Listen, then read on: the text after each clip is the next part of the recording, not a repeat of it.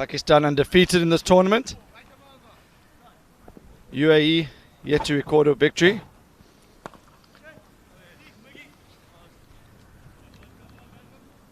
We've got a brand new pitch for this game. We've moved down the slope towards the score box, away from the clubhouse. And it looks like a belt of a wicket. Might start breaking up a little bit later in the day. A little bit of rain around yesterday, but it tend to miss Chester Boughton Hall and hit everywhere else. So still a very, very dry outfield, dry wicket as Razak comes in.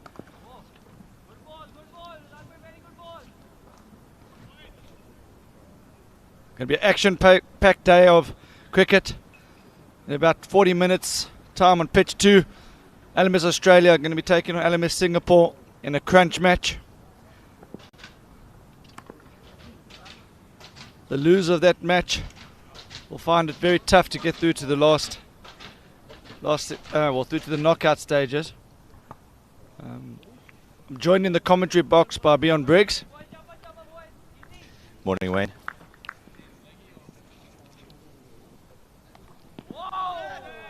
Fantastic day for cricket. Really looking forward to see how Australia take on the challenge of Singapore on the second oval. So beyond Abdul Razak, we haven't seen much of him bowling in this tournament. They're giving him the new ball here. Oh, that's gone big. Still looking a bit tender, Abdul Razak. He's not hitting his straps there. He has been with a slight back injury, and that one got what it deserved. I'm not sure if the captain will give him a second over there, Wayne. Well, straight onto the club chairman's house. He hasn't come out onto the balcony yet. So I think Deepak Nicholas just trying to check if Chris Fleet is awake. We look at the table. This is Pool A. Pakistan at the top, UAE at the bottom. Oh, no, But they seem to UAE are better than the league table suggests. They've got a few firepower players up front. So if they can get off to a good start, you never know. 9 off the first over. Great start by UAE. And that's just the start they needed to settle the nerves against the power Pakistan side. And into the tech, the man they call the Butty. He's been really good all tournament, Wayno. Gets the batsmen in all sorts of trouble, just rushes them a bit for room and pace, and very accurate. And he's almost averaging a wicket and over. I think he's picked up 11 wickets in his 12 overs in this tournament. That's an incredible strike rate. Well played. They should be running that one a bit harder, put a bit of pressure on the fielder, but they're happy with the one there. So the teams need to learn from the mistakes other sides have made against Pakistan so far. Batty is the danger man.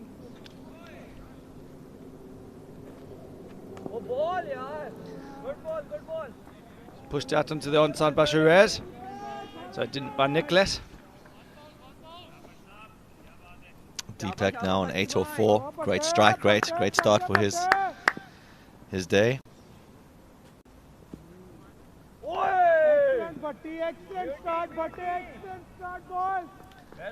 Butty just adjusting there his line, and he seems to have found his rhythm already very early on here.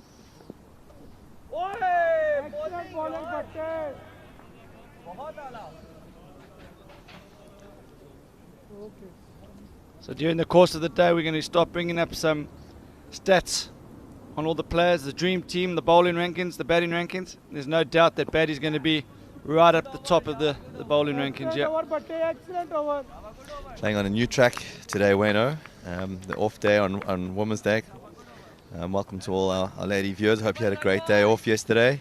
Men were working hard on the pitch, and we've got a new track today, and it doesn't seem to be taking turn early on this morning. But we'll see how the day progresses, how it holds up. It looks like a really decent track for batting on from what I can see so far. Well, this track's going to be the best of the tournament so far. No doubt about that.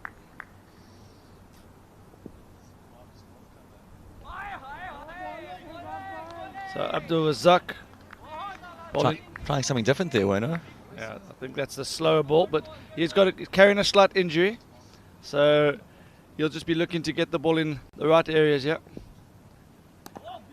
Ball in wicket to wicket. Great running.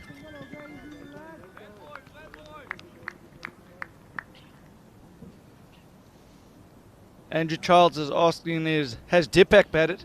Dipak's on strike now, but I know you know Dipak from various tour events that you've been on.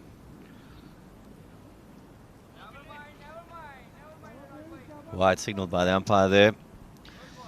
Abdul Razak just struggling a little bit.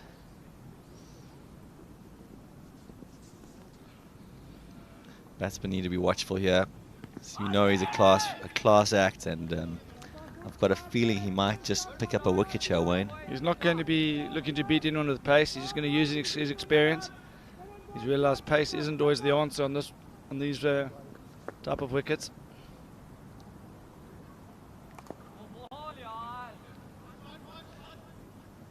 Batsman happy with one there.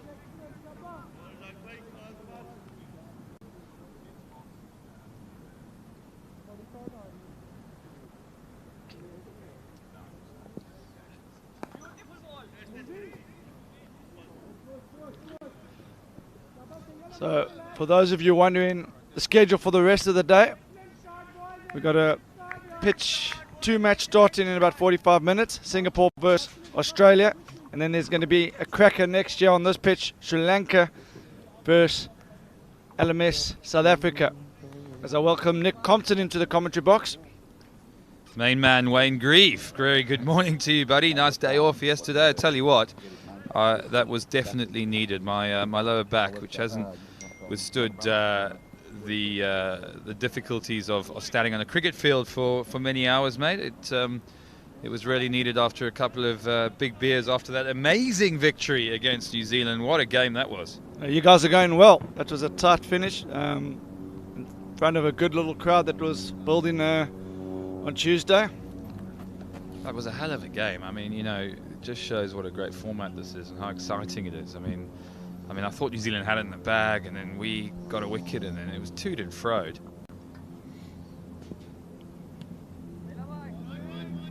Anyway, another lovely, stunning morning here, Thursday morning, and we've got a fresh pitch, so probably not turning and bouncing as much as the one was on Tuesday. Still a little bit on the slow side, but you can expect that. But it looks like it's a nice fresh track. Still early in the morning, so it'll get a bit harder. Well, definitely quicken up as the day goes on. Dipak goes straight. Razak come around. It was a great boot from Razak.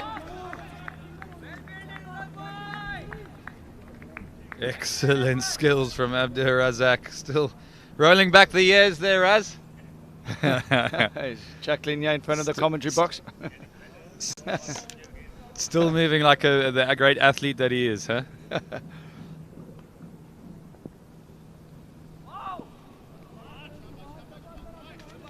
Just a wide from Shabazz. Well drilled team, this Pakistan side. Got all their bases covered. Left arm spinner is very good. Definitely the best bowler in this competition.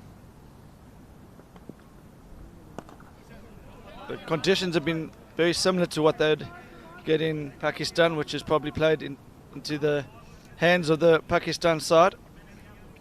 Yeah, a bit dusty, you know, sort of those kind of conditions. Spinners can come in and change the pace.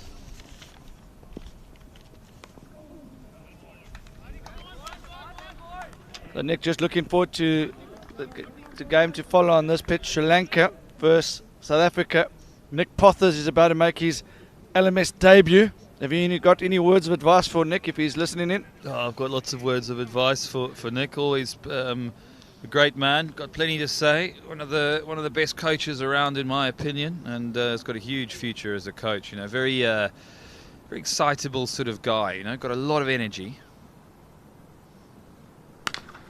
Cracking shot on the offside from Dipak, who absolutely smashes that for 4 against the very impressive Shabazz, who gets a bit of swing this morning. But Nicholas is a dangerous batsman when he gets in, and I just hope for these UAE boys that they can actually get a good score on the board. You know, it's just nice to nice to see them play well. They've got some very good players.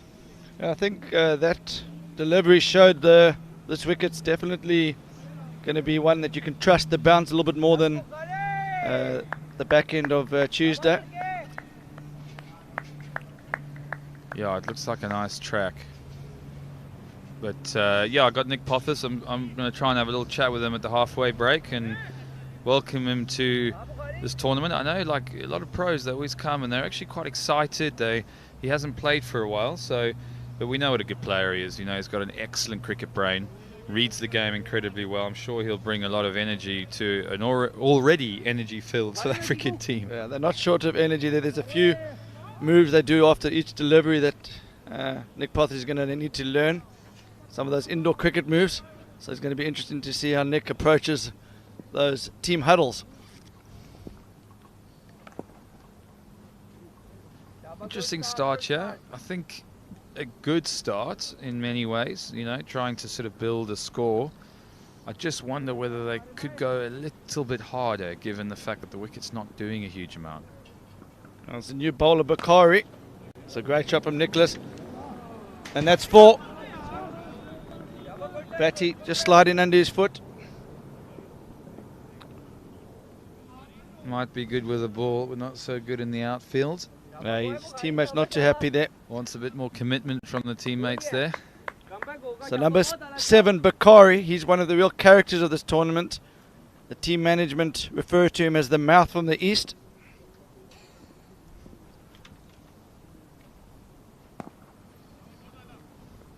Yeah, very nice.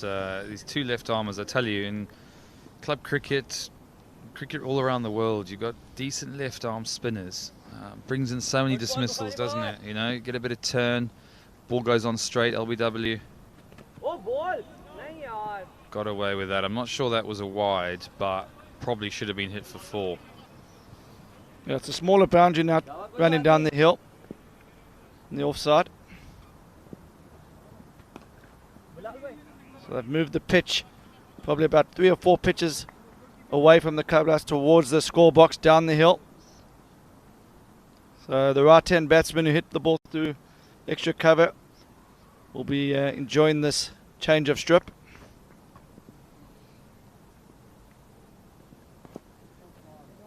Nice shot there, just using the pace, and that should go to 4. Don't always have to muscle it down the ground or try and clear the ropes. You can actually use the pace, and that was one of the better shots this morning. A little deft touch as he pushes that behind square. I like that shot. You know, it manoeuvres the field. It shows that you're sort of aware of what's going on around you. Also, Deepak showing he's aware that those wickets a little bit different. I'm not sure that would have been too easy to play that against the spin at the back end of Tuesday, but he's realising it's not spinning as much. Just trust the bounce. So there's the captain, Khan. Kind of call today moving day. You know, you sort of have moving day on the weekend at a golf open or a golf tournament. Sort of feel like today's kind of moving day. You know, there's a lot of teams have made some good starts to the tournament, but kind of want to solidify things a little bit more today and get yourself up those rankings, up those points, and take pressure off you going into the last game. Yeah, for sure. I think the league tables will be appearing on screen throughout the day. There's a lot to play for. The winner of the group goes straight through to the semi-finals, and number 2 and 3 in each group have to play quarter-final matches to qualify for the semi-final.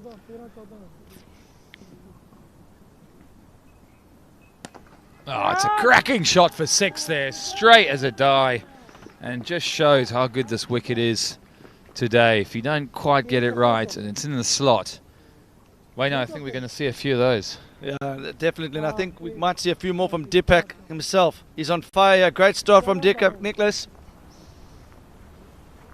Yeah, giving his team as a captain, he's leading from the front, giving his team the kind of impetus they need, and let's hope he can continue. It's gone again. And that's another 6er. Back-to-back 6s there for Deepak Nicholas. Captain's in 5th gear now, and he's going some. He realises that this is a good wicket, a good track, and time to really get on with it. He plays for the Roaring Lions franchise in Dubai. He's crashed this one through extra cover for 4. Going into bloody 6th gear here. Yeah, and I think the South Africans and Sri Lankans will be watching closely. Yeah, they're going to be looking to see how the wicket's playing, where the batsmen are scoring freely. I think Raz is licking his lips here. Good wicket today. Nod of his head. And he's got again! Oh, it almost hit Ogilvy's window. Shame it didn't. The insurance policies are going up in the houses here. Windows look like police fenced jails.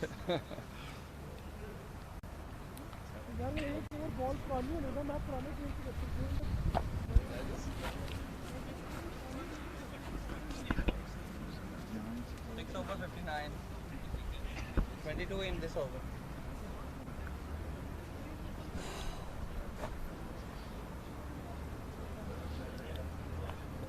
So Bakari back into the attack. As I said earlier, one of the real characters of this tournament. Patty's the main left arm spinner, but Bakari feels he's right up there as well. Nicholas 46 from 16. This could be one of the quickest 50s we've seen in this tournament here.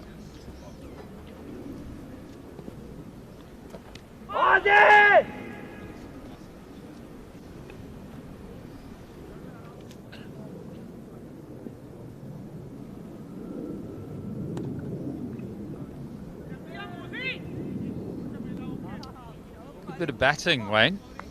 You know, 60 for 6. I mean, I tend to say when I'm batting out there, I'm looking at 10 runs and over. It's kind of it's a good way to sort of keep yourself going.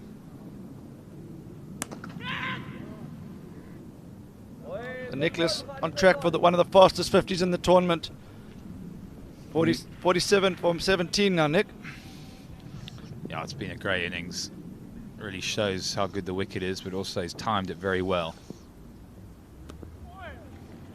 There could be 2 there. He's got to run hard. Yeah, easy 2.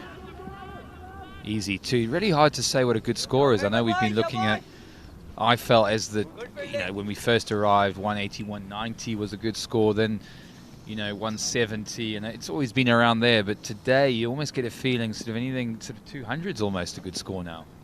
Yeah, Pakistan have got Abdul Razak in the lineup, so I think UAE will be looking to get 350 here. I think anything above 220 here today on the first few games, while those wickets nice and fresh, I think 220 might be in the few teams' grasp today. Absolutely. Also, obviously because the batsman has to retire, it all depends on the depth of your batting lineup.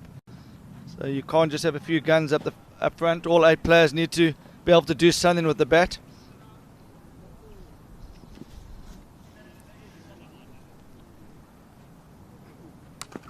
Oh, it's a cracking shot, and he retires on a 53. That is a great innings from Deepak Nicholas, Wayne? Brilliant innings. He's got his team off to a flyer. Batty entered this match with 11 wickets from 12 overs. Deepak signaling to his family members back home. How many? Was that the record for fastest? Well, we had Nigel Collins, who probably had the fastest 50 of the tournament early in the week on the back pitch, but from what I've seen, that's definitely the quickest 50 on the front pitch. 18 balls.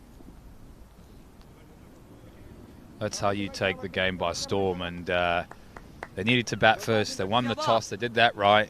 They've come in, and the captain's led from the front. And in terms of getting a team off to the right start, that is absolutely what was needed for this UAE team. Haven't quite got going in this tournament. Had a few good individual performances, but just haven't put it together. But I think, yeah, they've got a chance to do it. It's today. Hopefully the boys coming in now can really build on this and keep going strong. So the new batsman, Subu.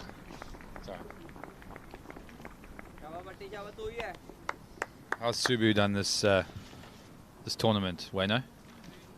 He hasn't gone as well as he's done in as you can see his career stats there. He averages at 34, strike rate of 167, world ranking of 7,000. So he's in the top 1%, so top 10% of LMS players globally in terms of his rankings. Just hasn't gone as well as normal in this tournament, but he'll be loving the look of this wicket.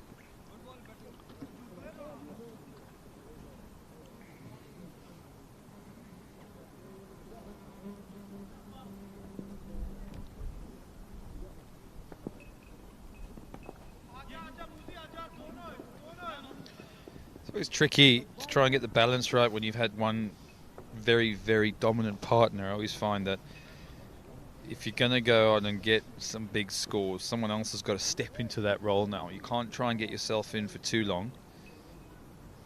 Yeah, one of the things I think with LMS cricket is captains have to be adaptable. It's no point just setting a batting lineup, in my view, and keeping that the same for every situation. If you've got off to a good flyer with one of your hitters, Deepak's more than a hitter, but one of your clean strikers of the ball, then sometimes it's worth sending in someone to keep that impetus, even if you normally bat 6 or 7. Obviously you want your number 3 to come in and play more of an anchor role if there's an early wicket, but I think, Nick, in your situation, what would you be doing if you're captain? Would you want to send in a person to keep the momentum going? Yeah. One or two things. Either the number 3 and number 1 batsman who are batting together now have a chat, and either the number 1, who's got himself to 17, played very much the anchor role, either now steps up and says, right, we've lost a captain, I've got to step up and take that role. Well, the number 3 comes in and goes, you know what, I can maybe take 1 or 2 balls just to have a look, but I've got to keep that going, and maybe the number 1 batsman just keeps playing the way he has done. So there's got to be a communicative process. If both players aren't very good in terms of being able to whack it, then yes, potentially putting someone in who can do that. It gets to a stage where when you've got your main guy in the hat, it can almost feel like every ball's a free hit. You know, you've got that insurance policy. Absolutely. I mean, the way that these guys should be playing now, they should be putting so much pressure on these Pakistan bowlers. They should be going really hard now and just keeping it going. Nice shot there. They should get 2 here. They should run hard. Should run hard and get 2, but that's poor running. Poor running. Got to run these 2s. Easy 2 there. Yeah, the other thing too, when I say obviously every ball's potentially a free hit, also depends on the wicket. If the wicket's turning and bouncing a bit, then maybe that approach isn't great. But on a wicket like this, where it's coming on and it's true,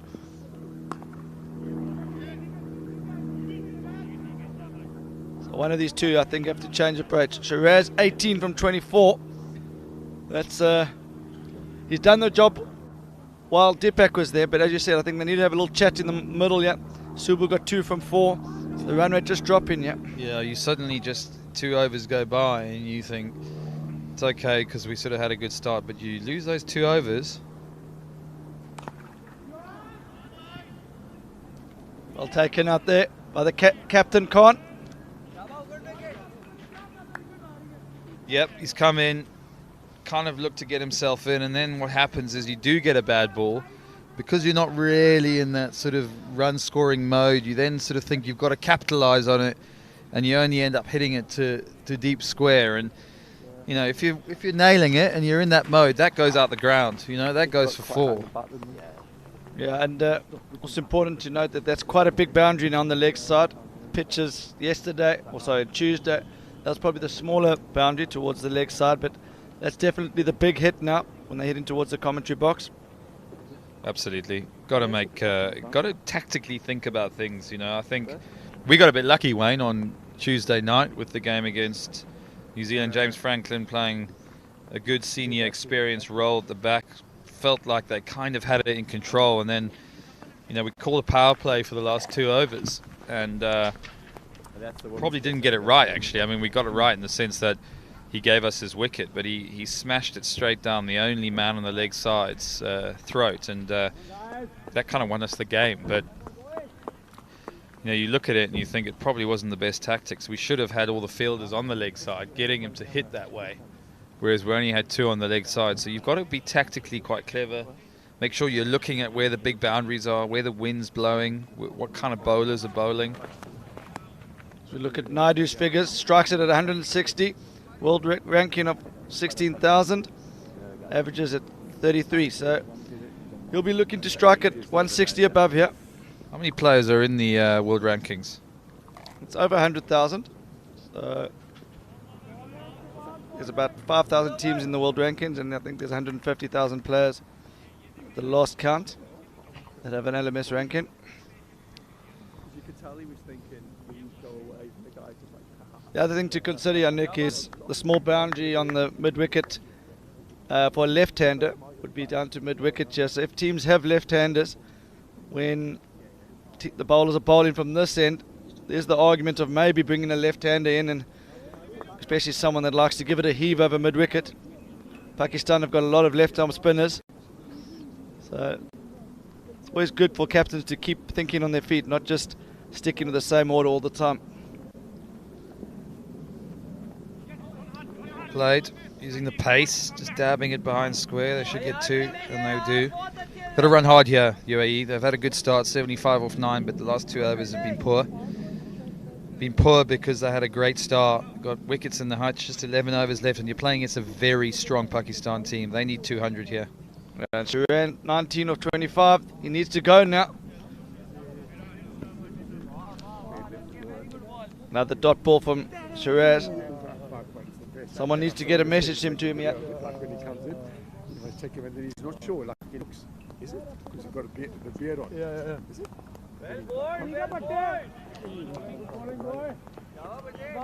Another dot ball. Shiraz 21 from 27. The pressure's building on Shiraz, yep.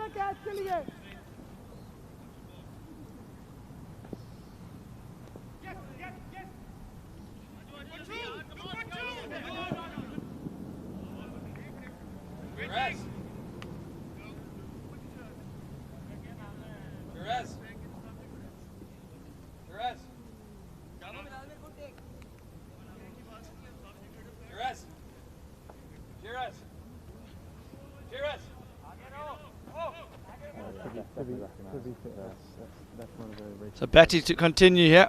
He hasn't picked up a wicket in the spell.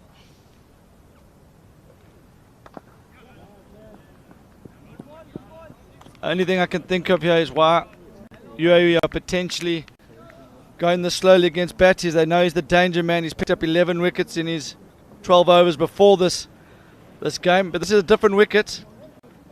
It's not a spin friendly. Smaller boundary to the offside.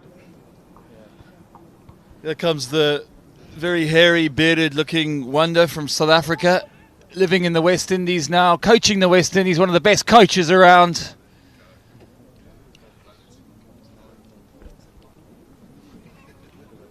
Hasn't played cricket for a while. That excuses started early this morning, and nothing less to expect from Nick Pothis. Used to be.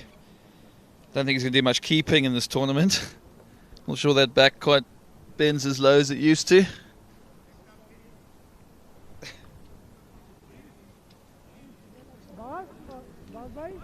Some of the best hands in the game, though. We're just looking at the Pool 8 table. Pakistan on 28 points. England on 28 points. UAE yet to get off the mark with the win.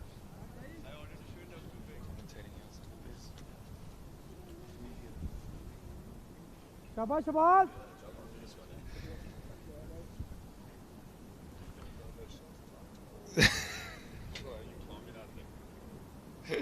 Nick Poth is just abusing Nick Compton's short here.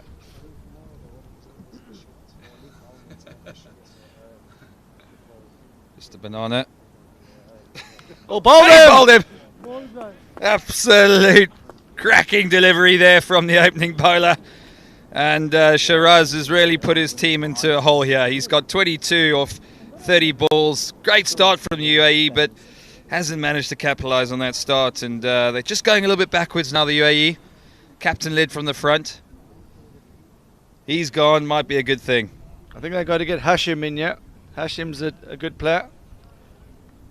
I think that... Hashim Amla. Same name. Similar cover drive, but nothing else the same.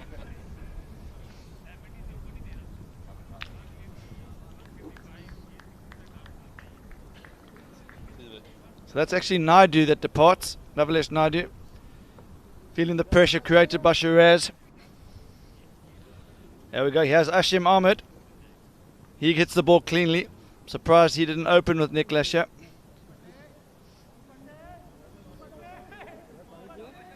I think there's obviously clear tactical reason for Shiraz batting the way he is.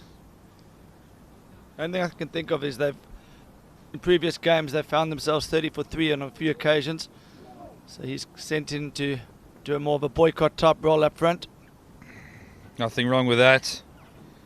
Nothing wrong with nothing wrong with batting a bit like the great man Jeff. He'd be a big admirer of Shiraz. His forward defence here.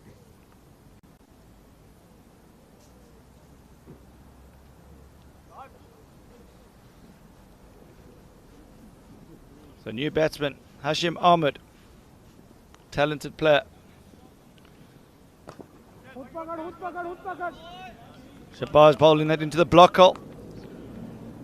He's picked up 2 for 11 in his 11 balls.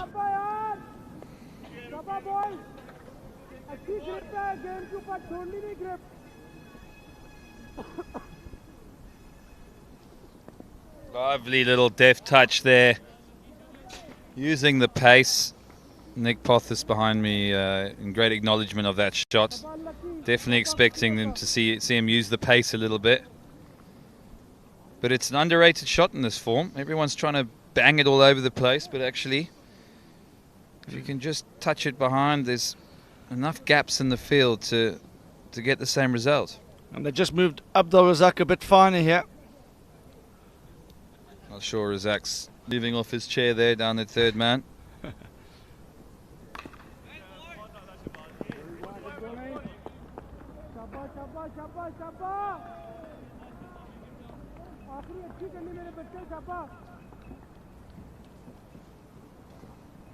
Gonna get Nick Pothis to come and join me for a couple of minutes.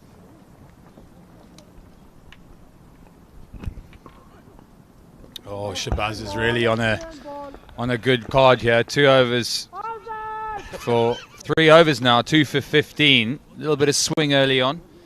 And yeah, good morning, Nick. Great to have you this morning. Good morning, Nicholas. Lovely to be here. How was the drive up the motorway? Smooth. How many stops? Couple of coffees? No stops. Planned it really well. You'd be surprised to hear. Left at 5 this morning with my picnic basket, and yeah, no stops. Excited to get up here. Mate, the last time I saw you was in a very hot Colombo. You were doing some coaching with the Sri Lankan boys there. Had a good time there? Yeah, I did enjoy it. Good time, great learning, lifelong friendships made, and challenging in many respects, but in a good way. Yeah, it's a good spot, isn't it? A great place to go and visit. I mean, take the cricket away from it. Great holiday spot. Brilliant to spend some time there and some really exciting young players. And it was nice to get some. I think I averaged over 100 since we had our net practice together. So thanks very much, mate. Yeah, you're using the wrong side of the bat, so it wasn't a tough fix.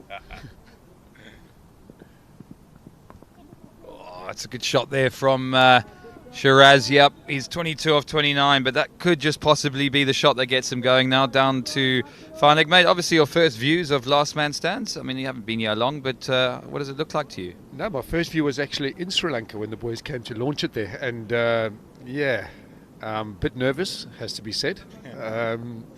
There's more to it than meets the eye, but I see there's quite a few tactics here. It's not just about hitting the ball out the ground. The boys are running pretty hard between the wickets, so that scares me more than anything. Yeah, you're absolutely spot on. Definitely tactics here, and Shiraz now opens up a little bit more. Just hit the last ball for 4. He's had a bit of a sort of cross the line hack at that and gets 1. Possibly should have gone 2. Nick back in his youth would have scampered 2 there very easily, wouldn't you, mate? I think you need to give me a little bit more credit. Until you see me run between the wickets, I might tear something, but I'll give it a rev. I'd like to know what the double play stats are this week, because I'm definitely going to be adding to those stats. Simple rule. If it goes up in the air, stand still. Yeah, it's like when you have a runner stand still. It's Never happens. Easier said than done. Yeah, correct.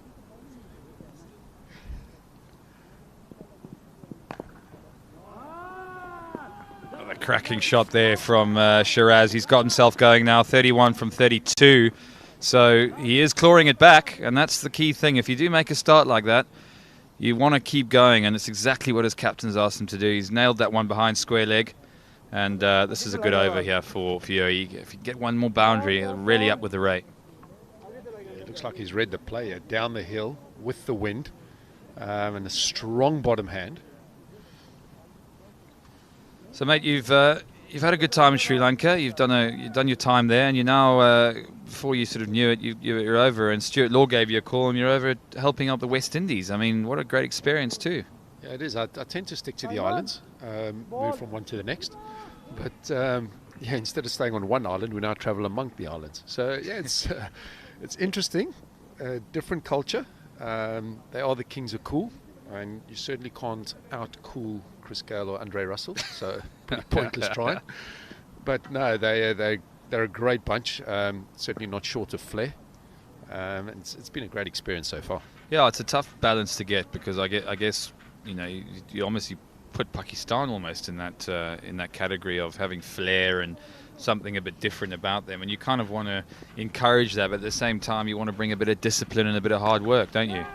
Yeah, very much so. You've seen the benefits of Mickey Arthur being in Pakistan and bringing a little bit of structure to their flair, and they've suddenly come on leaps and bounds. So yeah, I think it probably would benefit a little bit from a bit of structure, but that's easier said than done. And when you move to a new place, I think it takes time to learn the culture and get to know the people. Yeah, and I think one of the great lessons I learned was when I spoke to Gary Kirsten after he was so successful with India, and he just told me that the last thing he wanted to do is come into an environment like that, which he obviously didn't know. He didn't understand the culture, and he said he just gave himself to the players. He gave his time, and over time he earned the respect. And look what he did with India. So I suppose it's a tough balance. You've got to earn that right, I guess. Yeah, very much. I think it's a common error a lot of coaches make, is they want to come in and make a difference straight away, and they dive in with a Western mentality into a foreign culture, and you can do a lot more damage than good if you do that. As they say, you only get one chance to make a good impression. So yeah, observation and asking a lot of questions for a period of time and patience go a long way. Oh, it's another cracking shot here from Hashim, who is a good striker of the ball. It's come in probably, Wayne was saying, a little bit later than he possibly could have, but he's in now, and he's got 10 from 7 deliveries, so he's made a good start to his innings. Abbas, the Pakistan bowler, bowls little medium paces, not as effective as they perhaps been in the last few games, these Pakistan bowlers. Obviously the wicket was turning and was almost like a 6th day test wicket by the time we finished, but this is a fresh pitch. Gone again, it's up in the air, he's getting round, could be a good catch, and it is a good catch. Very safe pair of hands out there at Cow Corner. Just got under it a little bit too much, but good to see these UAE players now being positive. I think that's Hashim Ahmed who's gone. Abbas taking the wicket. Yeah, it looks like Cow Corner's got to be the hot seat here, best fielder out there. Is that a fair comment? Yeah, I think so.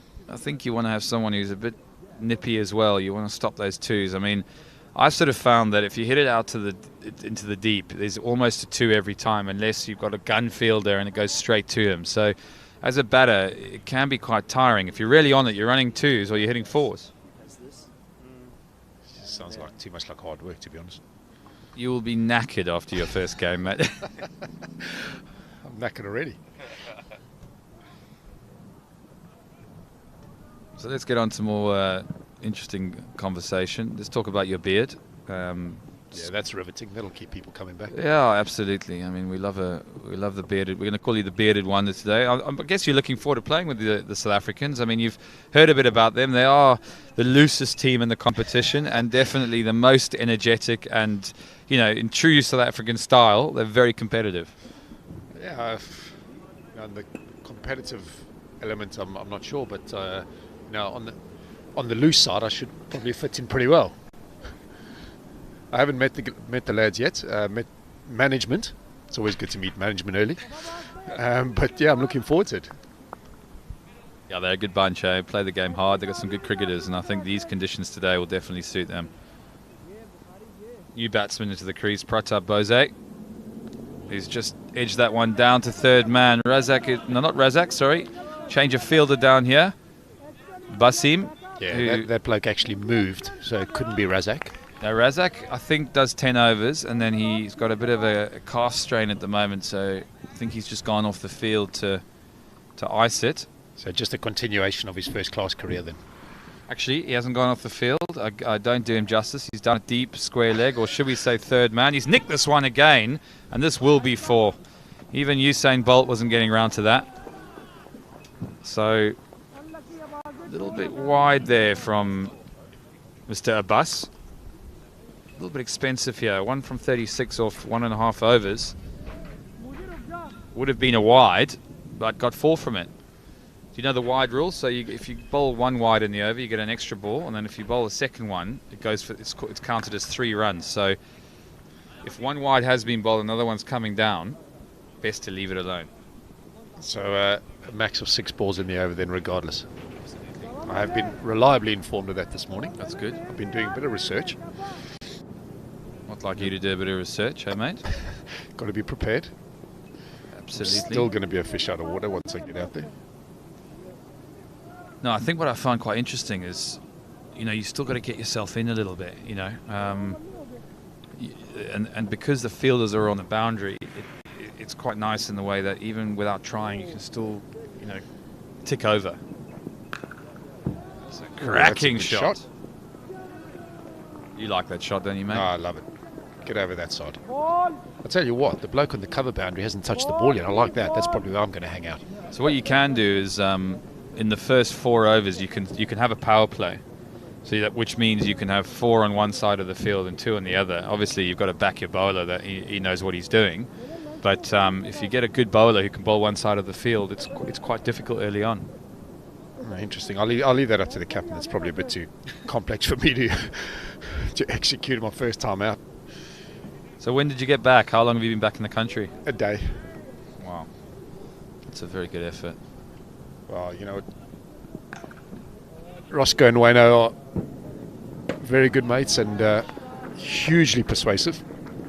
So, yeah, once jet lag hasn't kicked in yet or left yet, thought I might as well make the drive up north. Was that from your Gauteng Joburg days, was it? From school, from university.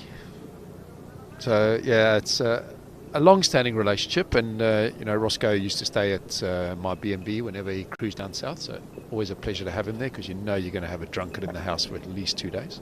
Roscoe? Ah. Yeah. Had no idea. No, he's like your perennial smoker. He's been talking about quitting for 10 years. Yeah, he was definitely leading the charge on Tuesday night when we had that very tight finish against New Zealand. And boys, let's just say, had a few celebratory beers in the town of Chester. What a place! I mean, really is a fantastic little drinking hole there for you, Nicky boy. Yeah, I look forward to it. But my experience with Roscoe and Wayne is that they can make a party out of any pub. So yeah, it doesn't really matter where you are. But I must say, this last man stands as a concept epitomizes these two. A lot of fun.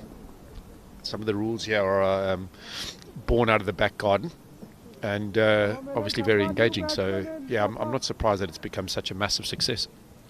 You know what? It's interesting having gone, and you'll probably find that having gone full circle playing professional cricket, where it's been fairly intense for many years. Just watch as the new batsman comes to the crease, and he's got a big thick edge first ball. Lovely way to get off the mark. And you'll take that. But bowler's got his hands on his hip and doesn't know what he's done wrong, but maybe a little bit wide. Just given a bit of width at the moment, so just freed the arm slightly. Tell you what, I feel for these blokes a little bit, because they're obviously bowling the ball a little bit wider so they don't get it down the hill with the wind. These UAE guys are finding the edge of the bat quite nicely. You probably want to get third man round a bit, yeah. Well, as Nick says that, another one goes to third man. I mean, we're looking at about 30 runs that have come through this region. And the other interesting thing, Nick, just thinking about it, is obviously you weren't here on the first 2 or 3 days, but we played on some very roughed up wickets, so the ball became soft pretty quickly, and those sort of edges were probably going a little bit squarer, whereas now the ball look almost brand new, and we're sort of 13 overs in, so the ball's flying off the bat. Yeah, this outfield looks like it's been smashed by the English summer. Now he spoons it a bit squarer, but a better ball that, definitely on middle and off there. Probably a straighter line to the new batsman. So fine margins though, when you're playing 2020 like this, batsmen are looking to score. Yep. No, you don't feel for bowlers in 2020 cricket, that is for sure. Yeah, so let's get on to your Sri Lanka experience then. Talk to me about the surf down south, because you spend most of your weekends heading down there if you weren't playing cricket. Yeah, I did. I can't speak more highly of the country. I think the cricket was one thing, but as any opportunity I got in between games to explore the country. I love my camera. I love a surf, and I love the beaches. And my word, were they pretty good. As this one gets hacked over to deep cow corner. Fielder runs around, can't get it, so that's another 4. Khan's come in and made a very positive start. Yeah, 13 or 4 balls. And look, if I'm honest, this UAE team needs to get 200 plus. This Pakistan batting lineup with Abdur Razak are very dangerous. So I think they're going about it the right way here. But yeah, coming back to Sri Lanka, just honestly had a great time. I mean, the guys were very friendly, as you know, and gee, those beaches. I mean, I could go back there any day. Yeah, no, they are beautiful. And then talk to me about your mode of transport. Well, I kind of went in between the tuk-tuk, which is a small little car. Those of you listening will know what a tuk-tuk is, particularly our Indian members. That one there has been sort of flat battered over mid-off. It could be fielded. It is fielded. It's a good stop there. Could have made a mess of that. Just limits them to 2. Yeah, a little tuk-tuk. And then when I got down there, I hired a little scooter, got myself around, and yeah, I just winged it. I mean, it was just a lot of fun. Very beachy, very easy way to sort of mess around. And good way to see the country. Absolutely. This one goes up. I think it might have a bit of spin on it. They'll look for 2, but just get 1. Keeper can't get round to it. So trying to hit every ball now. And yeah, look, it's one of those where, you don't always get the opportunity to go and play cricket in a foreign country like that, and to actually really explore a country so rich in culture, etc. So, I'd go back again at some point. I'm not sure when, but maybe this winter. Yeah, I think it's something that both of us would endorse, wouldn't we, for young cricketers, rather than take the easy trip down to Australia. Oh, and they've made a hash of that on that boundary. There should have only been a comfortable 2, and a bit of confusion, and that's rolled over for a boundary. Yeah, the youth today are quite happy to head down to Australia. It's a pretty easy, comfortable holiday stroke cricket experience, but I think most English young cricketers, if they want to get better, to challenge themselves out into those kind of conditions, especially when it comes to playing spin. That is an absolute ripper of a shot. I'd go as far as to say it's one of the shots of the day. He's got down on one knee, slammed it through extra cover, the vacant position there, and that's gone at a rate of knots for 4. So the UAE really putting their foot down now. They've had a good solid foundation. 138 from 14, up with the 10 runs and over, which is always a decent guide, and on course for 200, which I think will be a very competitive target. But Nick, we speak the same language, mate, and I couldn't agree more. I think nowadays 12-month contracts in county cricket have meant that it's easier for players to stay at home, run around an indoor school, pushing some weights.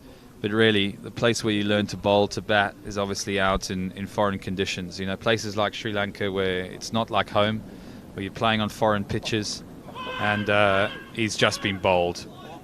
Loud little shriek there from the Pakistan bowler, the left-arm spinner, who finds a little way through the bat and pad there. Big wild swing, inside edge onto the back pad, and then dribbles onto the stump. So yeah, a timely wicket there for Pakistan.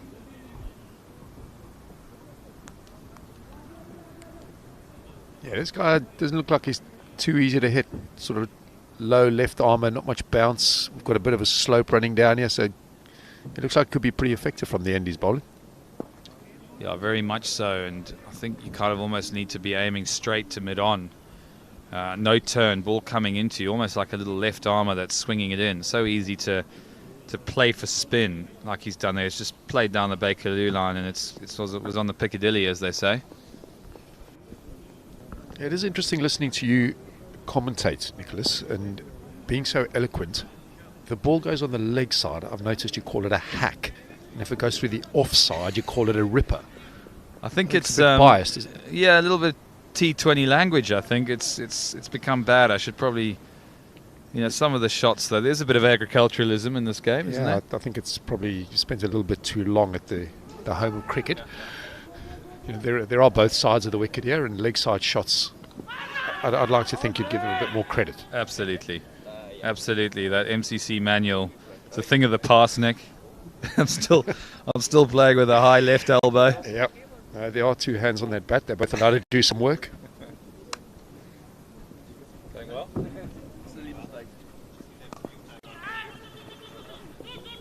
Serious delivery, I made Nabs, who's playing for the UAE, he's born and raised in Durban. So another South African walks around the boundary here.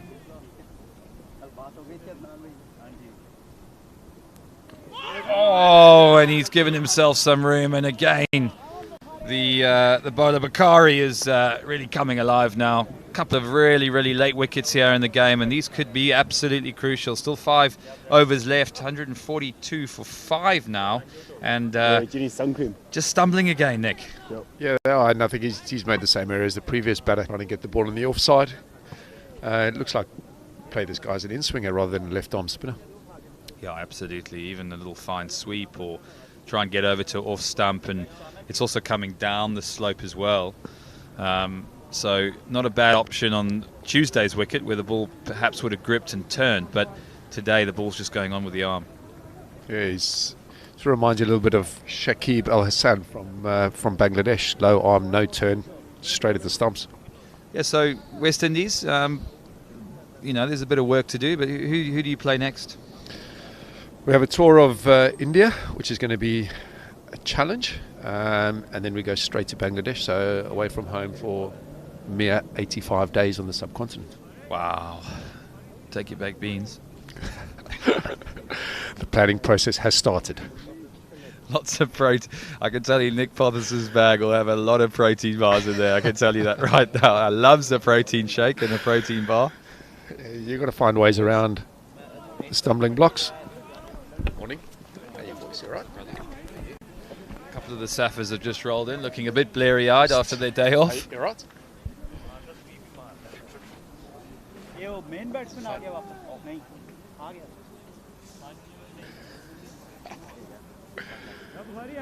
Take it there wasn't much sightseeing there.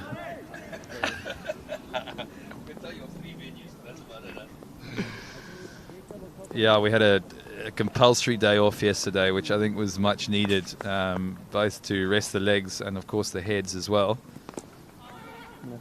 New batsman, which is Nicholas, the captain, who obviously is back in again, having retired on 53 off 18 balls. So really holding this innings together. It's a tough one for him now, Nick, just to explain that obviously the first guy got 50, he's retired, but they've lost a lot of wickets, so he's back in, and it's a tough one because he wants to keep going with the way that he played, but at the same time there's still 5 overs left, so if he gets out they really are in trouble, and that would be disappointing. So just wondering how you'd go about this. So 50 is retirement. I thought 25 was retirement.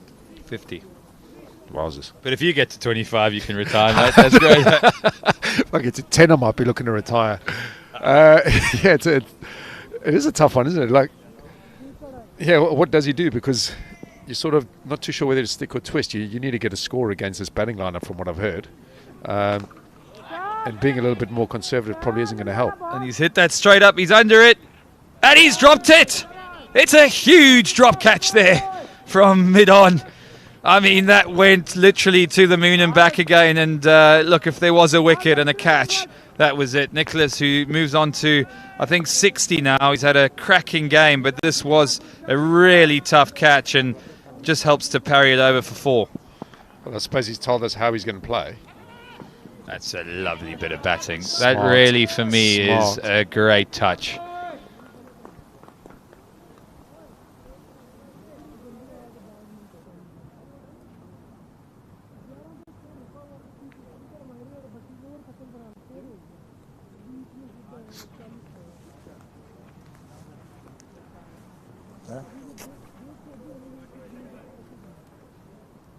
Wow. Excellent, come warm up.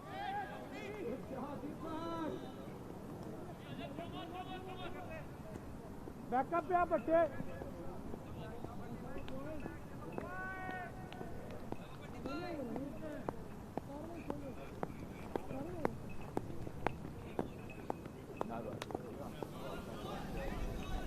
Sorry for the break there. We just had a few comms issues there. But we're back online here. About 4 overs to go now. You can see the batsman Bose is trying to get Nicholas, the 4-man, on strike. Nick just getting acquainted with some of the South African teammates who are coming in now. They've got a really important net practice, which I know Nick's dying to get to. All over. It's all about preparation. We've discussed this now, Nicholas. Yeah, I'm a bit worried about Nick's arrival because South Africa, they've been good, but they had a disappointing loss to Singapore, which was a real upset, probably the first upset of this tournament. South Africa coming in as one of the favourites, I have to say. And, you know, Nick tends to have a sort of angelic-like touch with the teams that he plays with. So it might just be the impetus that South Africa need going into finals day on Sunday. Look, I've seen like some of the boys have arrived here after their trip to Liverpool last night, and judging by some of the eyes, I'm not sure if some of them were Chinese or South African. Those dark glasses are very, very dark on what's quite a cloudy day here. And Nicholas has gone the full hog again, and he's absolutely nailed that. 10 rows back into bush number 10 here. See, now that excitement over the leg side is what I'm looking for, Nick. Listen, I'm getting there. I'm getting there. It's been 3 long days. I've hit a couple of them myself, although I have to say it was with a slightly straighter left arm. What is telling, though, is that Nicholas has walked in here and hit the left arm spinner, as we've been saying, as an in-swinger over to the leg side. So pretty good strategic move from him. Yeah, you can still tell it. I mean, he's a good player, Nicholas. He knows the game well. You can see he's got a good cricket head on his shoulders. This could be a poor shot. It's going down to mid-off, and he takes a catch.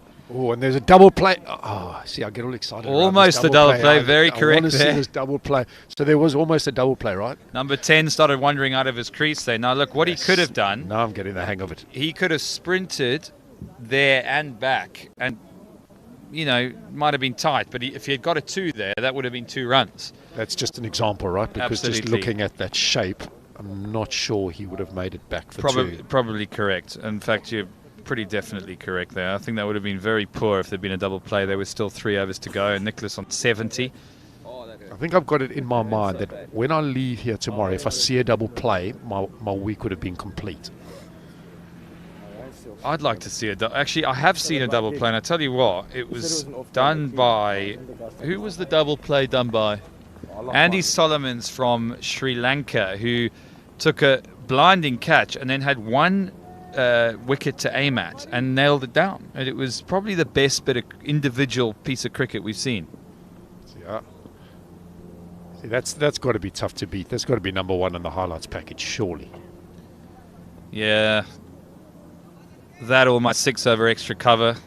Here we go. At this point, I think we've got to end the commentary because it's going downhill quickly. Yeah, Wayne was just talking about my 6 over extra cover there. Oh, there's another bit of a tussle there from the bowler. The bowler's very into this.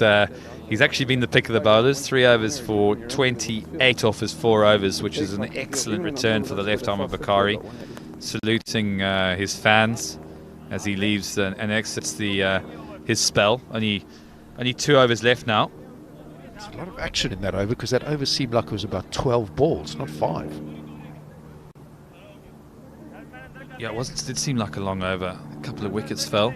Wayne, I'm just talking, Nick, through my 6 over extra cover, which you did say was one of the best shots you've seen in this tournament. That was your first mistake.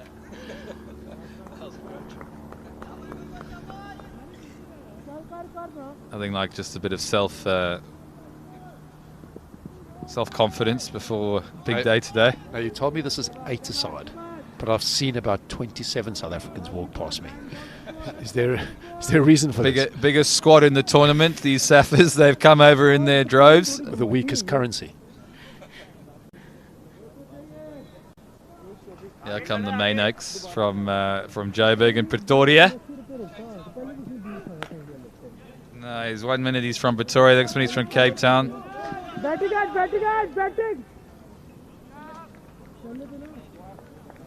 So the two form batters in here. So we're going to head over to the South Africa, the Australia-Singapore game, which is going on at the other field. Obviously a really big game. So we're going to head over there and give you a bit of an update in a minute and leave you with Wayne to continue to the end of this game.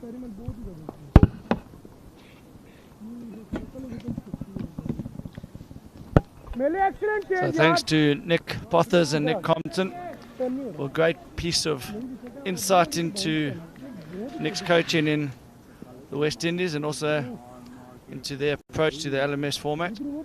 They're heading across to pitch 2.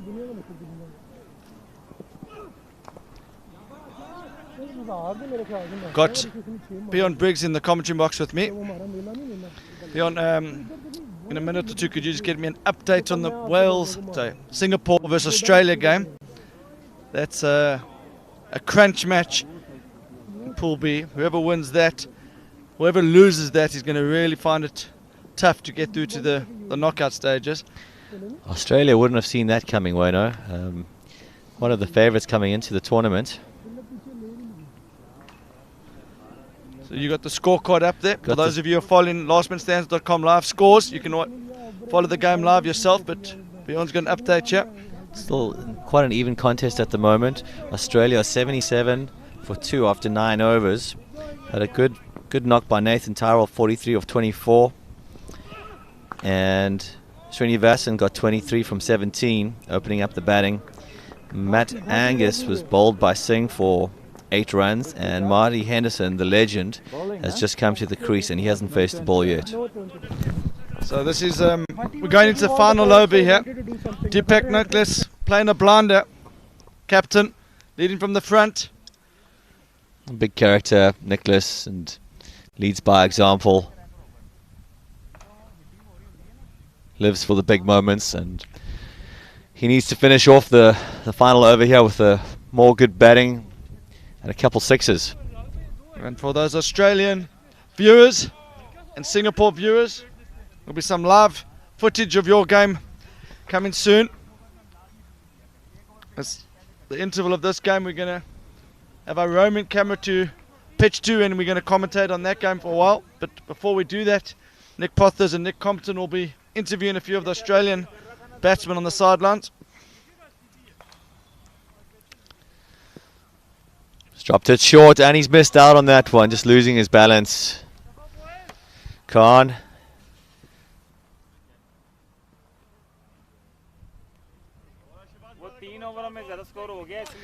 Khan's batted well, he's on 55 from 43, but a shame he didn't get some bat on that to get Nicholas on strike.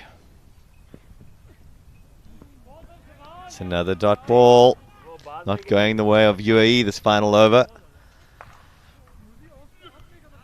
South African boys are in the nets. They take on Sri Lanka in a top of the table clash. Nick Pothers is going to be introduced to his boys in the net soon, and he's going to be giving them some great tips. As you heard Nick Compton say earlier, probably one of the best coaches going around at the moment. So how lucky the South African players are to have him in their ranks for this tournament, Bjorn. Unbelievable privilege for the guys, and they're super pumped to learn and absorb as much as they can from Nick. He's been all around the world coaching some of the best players, and they're really in for a treat. It's a luxury for the team, and they're looking forward to it. I think they can only go from strength to strength with Nick now joining the squad for the last couple pool games. Deepak, 2 balls to go. What can he do? Oh, swing and a miss. 4 byes. That's going to go for 4. Keeper following the bat instead of the ball. Should have had that one. Bowler unhappy. That should have been his 3rd dot of the over. He's bowled really well. Unlucky with that. So we've seen a home run or two in this tournament already, and we've seen how influential they are. We talk about momentum going into the second innings, but there's nothing more powerful than a home run of the last delivery. On cue, he's done it! Home run! And that's in the lock, ladies and gentlemen. That is a massive hit. An absolutely cracking shot. What an innings by Nicholas. 72 runs from just 28 balls. That is a captain's knock. Best batting from a captain so far this tournament, one would say. He's really given UAE a chance, a real fighting chance of defending that total against a rampant Pakistan shot. That would have been a home run at the Yankee Stadium. That was huge. Tanvir is going to go and try and find that ball, but let me tell you, ladies and gentlemen, it is not coming back. It is in the lock. It's in one of the boats that's floating down, and we won't see that ball again. It is gone. So Deepak's going to be proud of that. I was speaking to the UAE boys this morning. They were telling us how family back home in India, UAE and Pakistan were following this game. They said they feel like they're celebrities at the moment, which is great. Great to see these guys. A lot of them from the Roaring Lions team in Dubai. Look at Deepak, big smile on his face. Big grin. He's and he should be smiling. What a knock. He'll be proud of himself. So 84 runs there from 29 balls. 6 fours and 7 sixes. Strike rate of 289. Unbelievable. Showing the bat sponsor's name there. Nick Compton applauded him off. So those viewers from Australia and Singapore, not long now before we give you a bit of live action from that field. Australia 85 for 2 after 10. Marty Henderson, he's with Nathan Terrell. Terrell close to his 50. We just look at the scorecard here. Shiraz Khan, he started slow. To be fair, we probably didn't give him enough credit, but he came back strongly there. Finishing up with 56 from 45 after being 21 of 28 at one stage, but he's definitely justified his slowest start because he's given the team a platform, and he's obviously retired, and a lovely partnership up front and at the back end with Deepak Nicholas with 84 from 29. That's almost as good as Nigel Collins's 93 of 29 the other day. It's a great knock, and just shows the importance of batting partnerships there. One person rotating the strike and the other going for the big shots works well. And shortly we're going to be switching over to Nick Compton, who's going to be interviewing some of the Singapore lads and the Australian players with Nick Potters.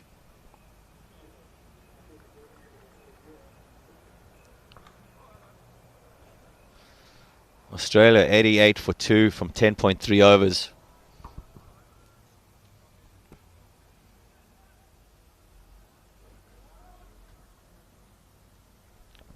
We know Pete Bowman will definitely be watching this footage. Pete, there might even be one or two boys from Canberra or Newcastle appearing soon. We hope everything's well in Canberra there, bud.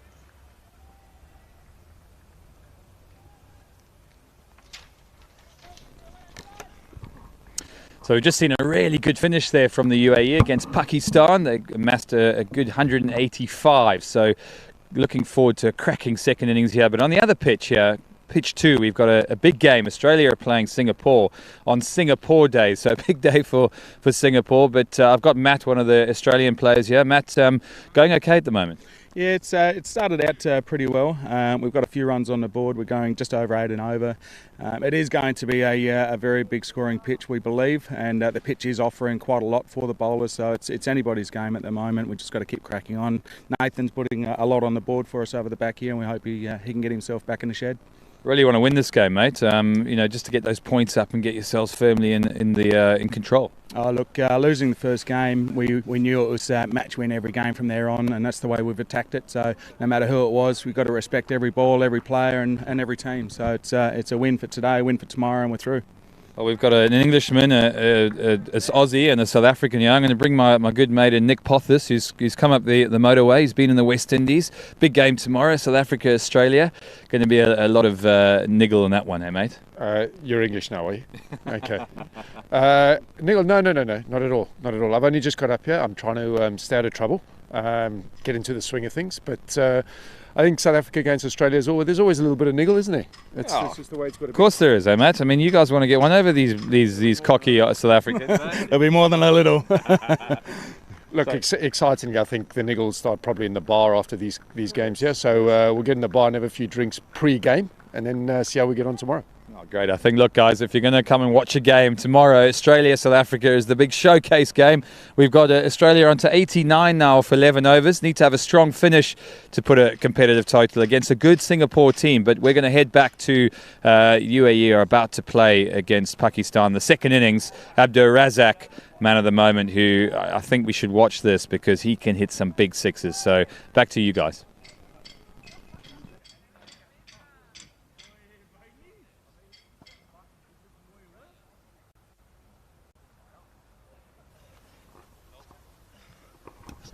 Great to see the colours of Australia, England and South Africa alongside each other there. Sure, all the guys in Australia would have enjoyed that interview. And we've actually got the Australia scorecard up here now. Obviously we're not going to have a 5-camera production like we've got in the main field, but it's great for the people in Singapore and Australia to get a bit of this action live here. Great contest here between Singapore and Australia. Who would have thought the powerhouse of Australia would have a competitive game against Singapore? Amazing stuff, and it's a must-win game for both teams. And Terrell's just retired. The scorecard will be updating soon as Marty Henderson goes straight down the ground. He's batting with Ziad Abbas, one of the crowd favourites, a real gent and a fun guy around the fields. Very popular with all the teams. Ziad is. Is that because he's just big and they're nervous of him, or is he actually a nice guy as well? I'm nervous about him, but no, he's a nice guy. He's really friendly, shakes everyone's hands. He's just a good guy. He's a gentle giant and added a lot to the Australian team. He's one of those guys. We saw the one game when he was left off. He was carrying the water bottles around the field, and a real good guy to have in your team, not only on the pitch but also on a night out. Marty Henderson definitely benefits from having him around on a night out. So this is a crunch game. Both teams have won 2 from their 3. Obviously next up on this field is Sri Lanka versus South Africa, and both those teams are going well, although South Africa have also lost one. They lost to Singapore, which has kept this group wide open. Still 5 teams that can qualify for the knockout stages. Now we've got Sri Lanka on 26 points, South Africa on 22, and Australia on 20, tied with Singapore on 20. Heaved away onto the leg side by Abbas. It's a huge boundary on the onside there. For those of you who don't know, pitch 2, very short straight boundaries. But it's an enormous boundary to the right-handers onside. That's why you see the spin, the off-spin bowling now. Marty Henderson played a great knock for his country in the previous match against the USA guys. Chandapur played in that game, and it was great to see Marty being given the captaincy armband for that game.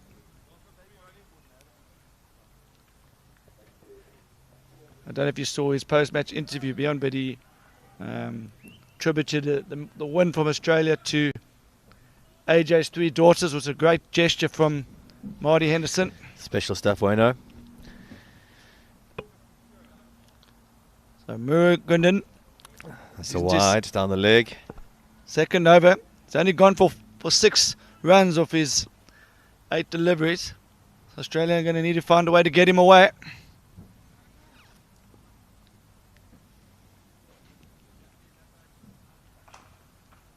Abbas has gone long, but it's a huge boundary out there. Fielder's under it. Swirling. Oh, he's dropped him. always going to be difficult out there. It's 70 odd meters from the bat there. A big hit, but still Ziad couldn't clear the ropes there. That's how big the boundary is. Obviously, guys, we've only got one camera out there, so you're not going to get the same insight into the game from a camera point of view as you get in the main field. But I know everyone in Singapore and Australia will just be enjoying having the opportunity to get a glimpse of some of their countrymen and how they're getting along in that game.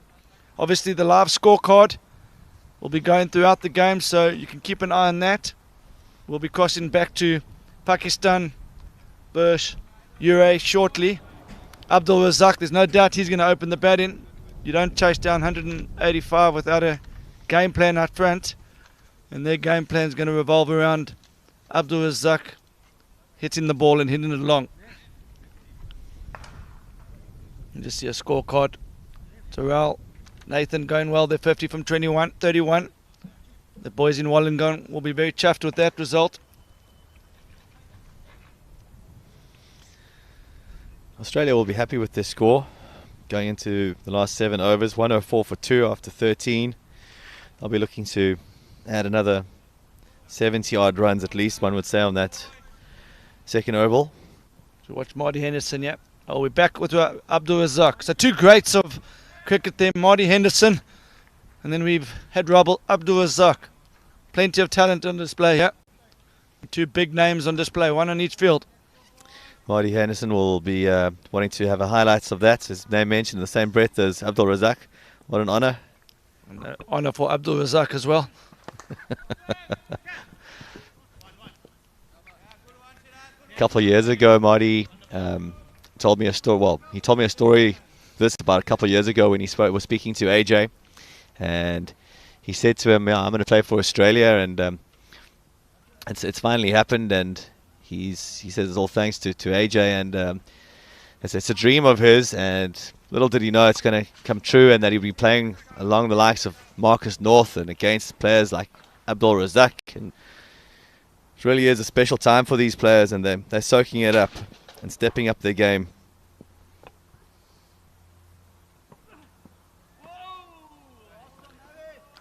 So Bhatti, he's on strike.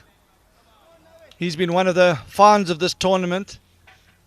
He didn't pick up any wickets today, but in his previous 3 games, picked up 11 wickets from 12 overs. He's played the anchor role with the bat to Razak in this tournament. Navs needs to find his line and length here. Much better delivery, a big shout.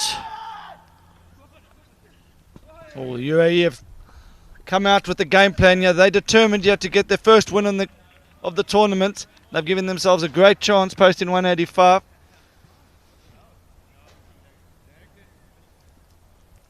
It's important for the UAE, if they are going to get this win, that they do the basics right.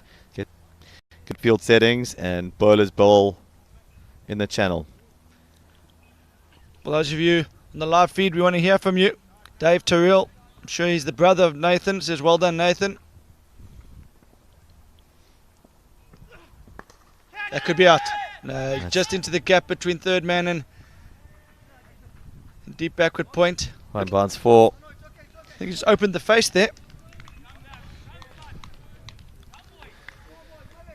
Razak continues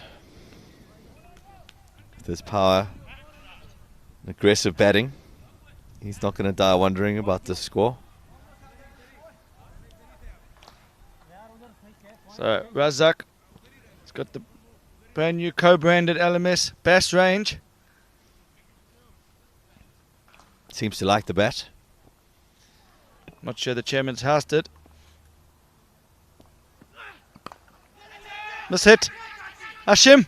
Hashim's taken him. What an unbelievable catch. And they're going for the double play. Hashim, is an unbelievable catch from Hashim as Deepak Nicholas comes around to celebrate. This could be happening. It could be happening for UAE. It's all set up. They've got the big wicket that they wanted. Razak departs. Didn't quite time that one. The bat slightly turning in his hands there as he struck it. Could we be on for another upset here, Wayne? This is going to make it interesting. It just shows one team undefeated, one team yet to get a win. And you would actually put the UAE boys slight favourites here. Getting the Razak, Abdul Razak, the big hitting Abdul Razak out. He started with 250s and then his last two innings is held out in the exact same spot at mid-on. So great awareness by the skipper, Nicholas, getting his best field at mid-on. They're doing the basics right, and they can't do any more than take their catches, bowl in the channels, and give it their all, and give themselves a chance here. I've just seen on pitch 2, a bus has just hit a monster. Should be a bit of a delay on that field. They've just thrown on a new ball. So for those of you wanting to watch the Singapore-Australia game, obviously we can't show that game live, but at the end of this innings we'll be crossing over again, but you can follow the scores on lastmanstands.com live scores. What a shot to get off the mark, just punches it to the covers. It's good stuff from the first over from Nav. Be happy with that. 8 off it and the wicket, the big wicket of Abdul Razak. And it's really hotting up on pitch 2. Abbas has gone again, 2 sixes in a row. So as Nick Compton said earlier, this is moving day. It's like a major in golf. Except it's day 4. Day 4 is the moving day. You want to be in a position to get your side a chance of winning the group stage, which will mean straight into in the semi-final. But if you can't do that, then you need to be in the top 2 or 3 positions to get a quarter-final match. England's side will be very happy with this.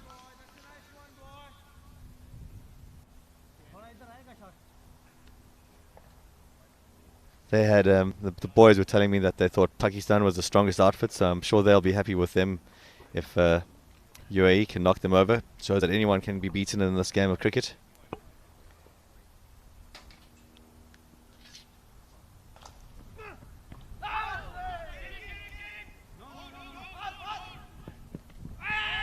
It's going to be overthrows.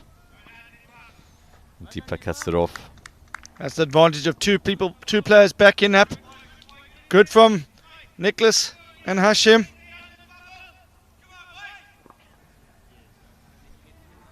UAE pumped for this game. Shaukat Ali is asking us to update him with the tournament rules. We'll do so in a second, Ali.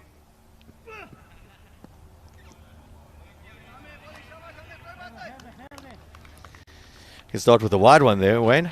So the first wide's like normal cricket, 1 run plus an extra ball. But then if you repeat any penalty ball or wide or no ball, it's not re-bowled, but it's a penalty of 3. There's only 8 players in last man stand, so 3 fielders on each side of the wickets. The first 4 overs you can set a 4-2 field, and that's the same for the last 2 overs. As we watch Amir Khan continue.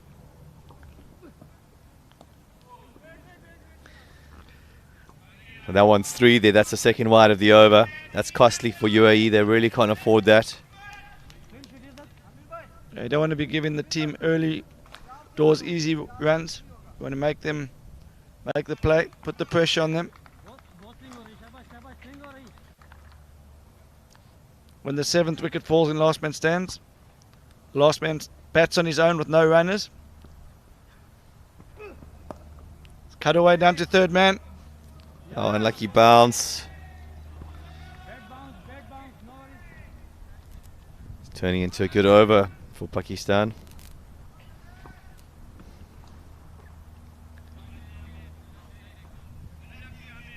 Six off it already. It's good to see our backroom staff in last man stands, Canberra, posting the rules. Thank you, Pete.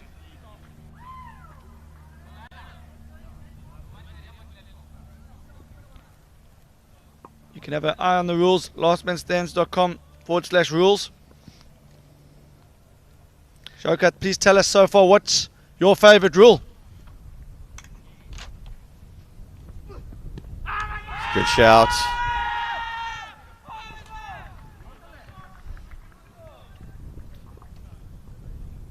Umpire signals leg byes.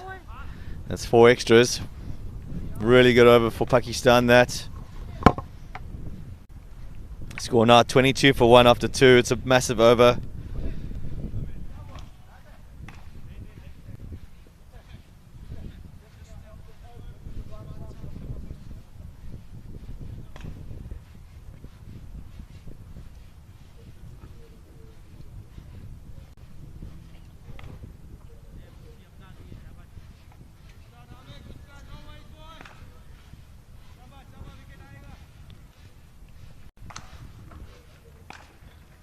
William Blackie has joined the live feed and he's asking us in the commentary box for a prediction on this match.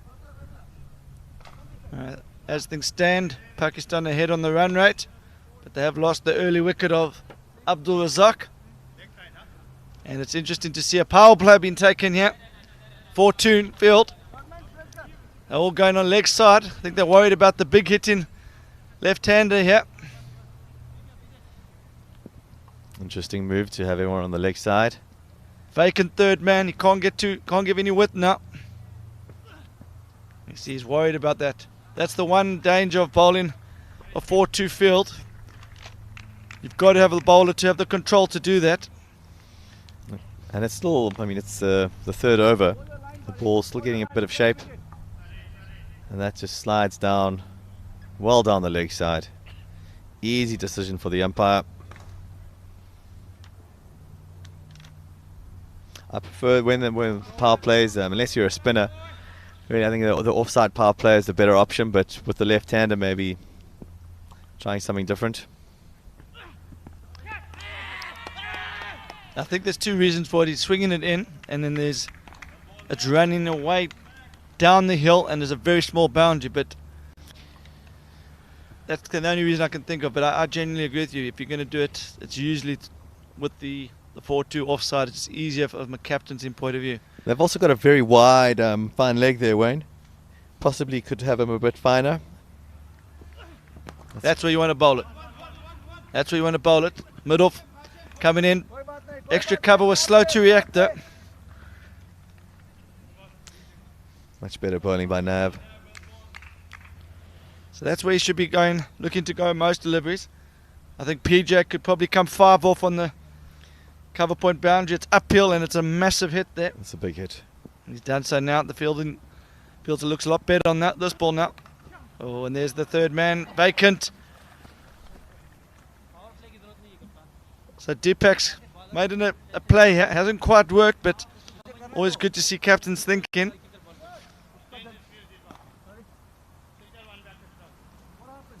Making some changes here.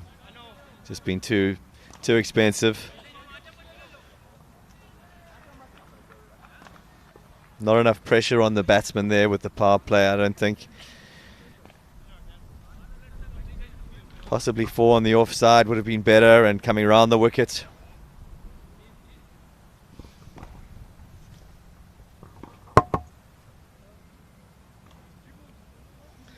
Nav just now got a regulation field with mid-off, cover and third man. Fine leg's still fairly wide, and you've got a mid-wicket on the fence. And long on. And that is over long on, and that is 6. Into the cricket nets, and a huge 6.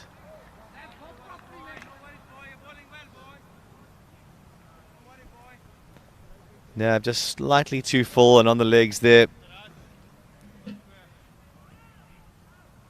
And he's just punched that. Strong wrists and good timing. Kept his head still.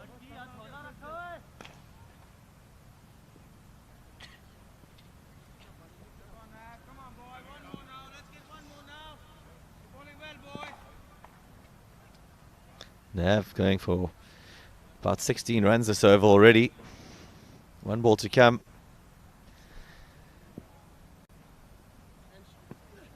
Oh, that's a great delivery. Much better. Better length there. Tucked him up, but good running from Pakistan. Field is still probably a bit too deep.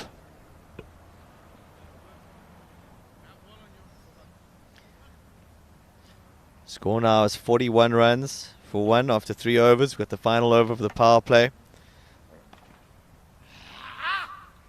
So there's some great games coming on the main oval. Next game, Sri Lanka versus South Africa. We're also going to see Wales take on USA. I'm fortunate enough to be part of the LMS Wales WhatsApp group, and I've just seen a note from Gareth Williams saying, what a way to spend my 5th wedding anniversary, playing against Chandapal.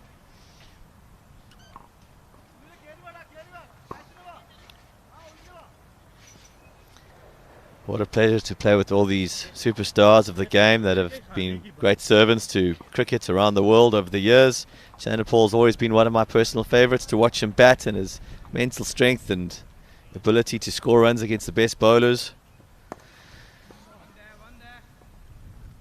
Got a change of bowler here, Wayno. Deepak Nicholas, the captain's coming on to try and bowl some offies here.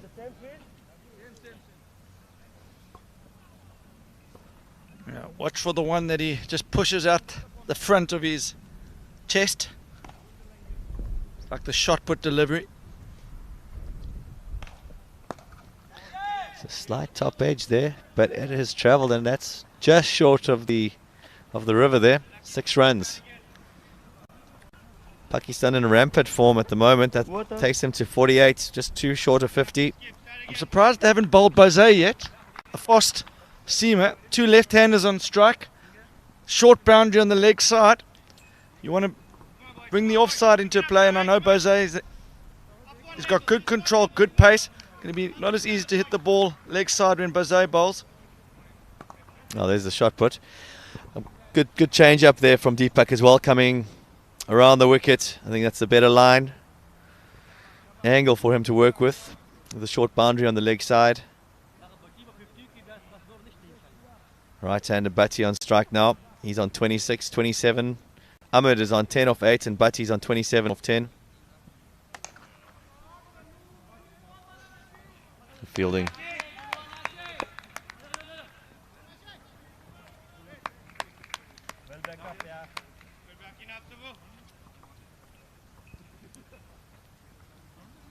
Dropping it short to the right-hander is less of a cardinal sin on this ground than it is to the left-hander.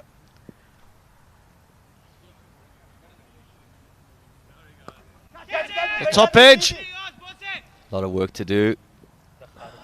Just misjudged that out there. It's a difficult one because it was right between the 2 fielders, and both could have got there, and possibly the mid-wicket should have taken that catch. He was a bit closer to the ball.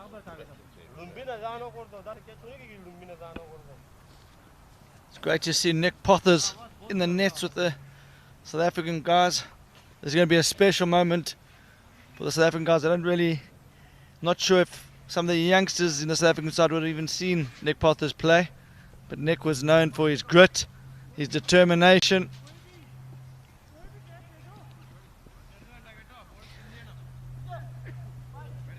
During the period, someone was saying, I haven't had a chance to have a look at the stats, but he had one of the highest strike rates for South Africa during just below Lance Klusener's Deepak Nicholas to join us. 82 of 23, 29 balls. Talk us through it quickly. Oh, it was do or die match. Been lacking form for some time, but great to come back into the game, and I hope we do better this match.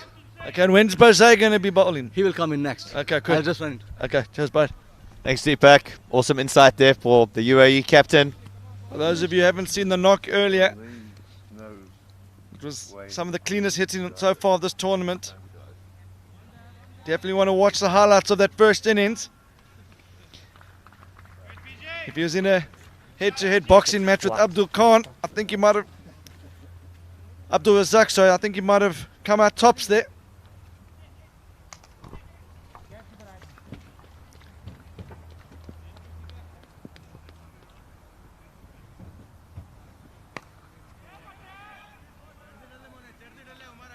It's a great shot. Dropped it short there, as Wayne was saying. Against the left-hander, you don't want to be dropping it short. Leg side boundary for them is very short. Easy to hit away for 6. He made it look easy. Let's see, Batty just waiting on the back foot for that one. You've got to go full and off stump here. That's the line. Good fielding from Deepak there. Coming in quickly off the boundary. It's just the one there.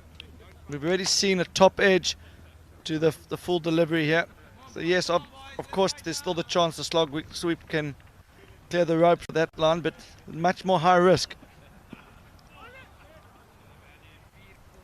Left hand, right hand, causing a few problems for the bowlers. That one's wide down the leg.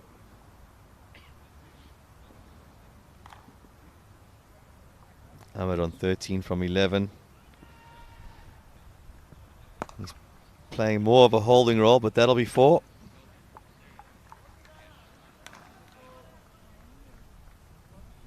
Takes him to 17. And strike rate of 141. South African boys there with Nick Pothers after their team chat. Still having a few warm-ups in the nets.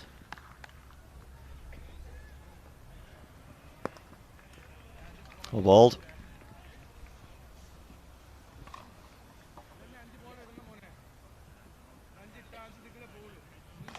So Bjorn, have you got any knowledge on the South African side? Will Nick Pothers be keeping? Will he be bowling some of his right arm fast?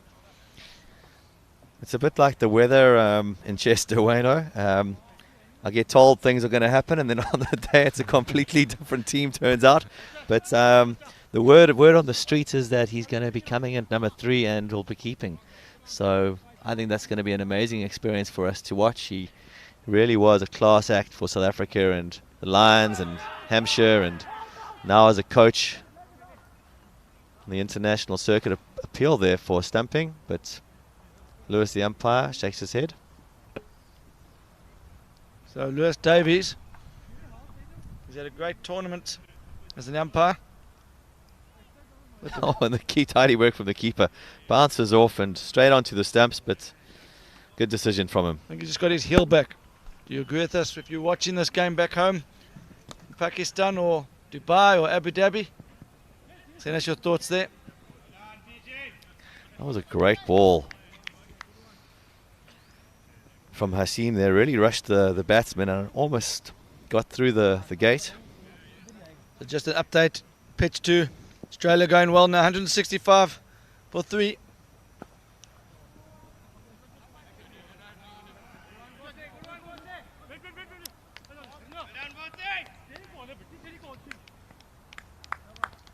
That a pass.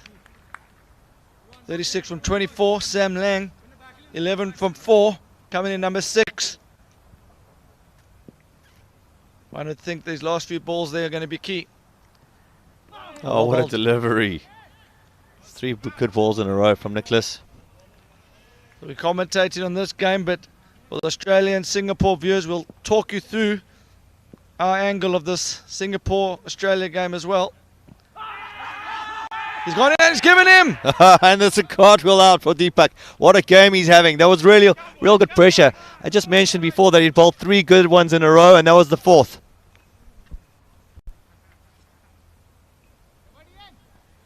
And the pass looks like he's got another boundary there on pitch 2. Uppercut. Just have a look at that replay, and for me that looked like it was hitting middle stump. He can't be too disappointed with that decision from the umpire. Let's see the height. It's hit him right at the bottom. He got a good stride in, but that was hitting middle of middle. There's the 3 reds. Stick with your original decision. And the bus has just gone for 6. Hit another 6 on pitch 2. Wayne, what's the total there for Australia at the moment? It's now, it moves on to 176 with 1 ball to go. We've just seen a home run in this innings. If you're wanting to find a home run from somewhere and you'd pick a man in the Australian side to do it, it's definitely be a bus. Bowler comes in. Always bowled it full, risky. It should be just 2. So Australia will finish on 178 out there. That's a boundary, Wayne. Gone for 4, but 180. So Mela comes in for Pakistan. Yeah, talking about big levers. This man's got huge levers.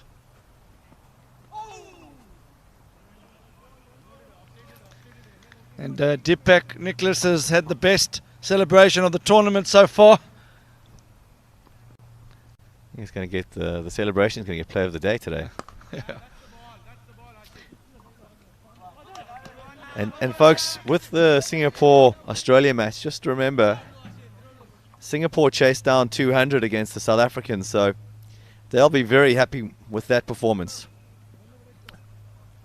So Boughton, I just want to correct you there, but I think, not sure where you, maybe that isn't your trick. That was against Wales. They chased. It was Wales, I think. Yeah, they were 140, but still, nonetheless, 140 against the South Africans, and a good victory. They've got a strong batting lineup with Manpreet Singh leading from the front there. They don't have a marquee player, but Manpreet Singh has quickly developed into that role. Hashim going well here.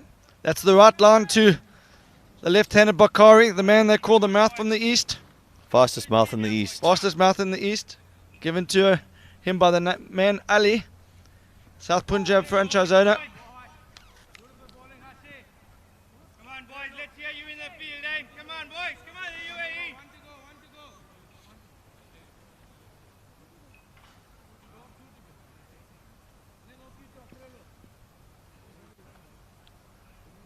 Australia will be looking to get rid of Manpreet Singh, who's been one of the standout batsmen of the tournament.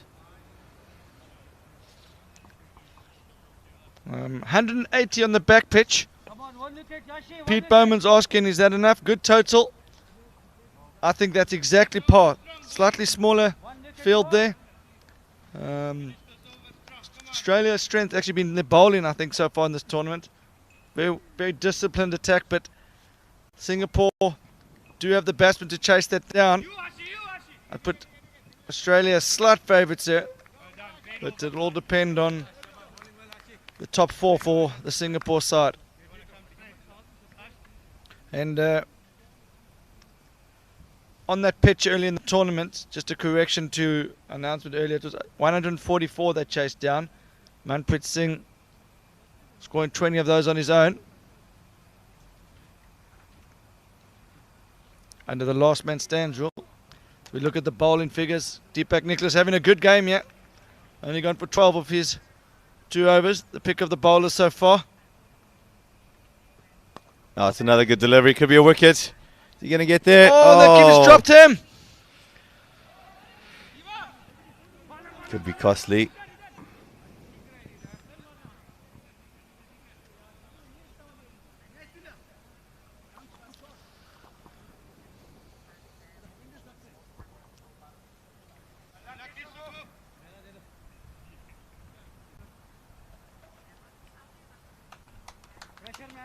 So Bakari, not quite timing that. You can see he was eyeing the short boundary. But Nicholas making sure he gets the ball right under his nose, spinning away. The skipper's having a good game here. He's in good rhythm with the ball.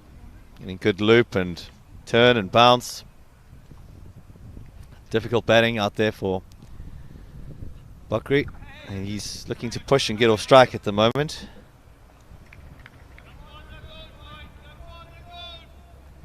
Navs at the mid-off boundary just in front of us shouting dot balls are gold. Couldn't agree with you more, Navs. But that's not a dot ball. Unfortunately, that's 6 of the best.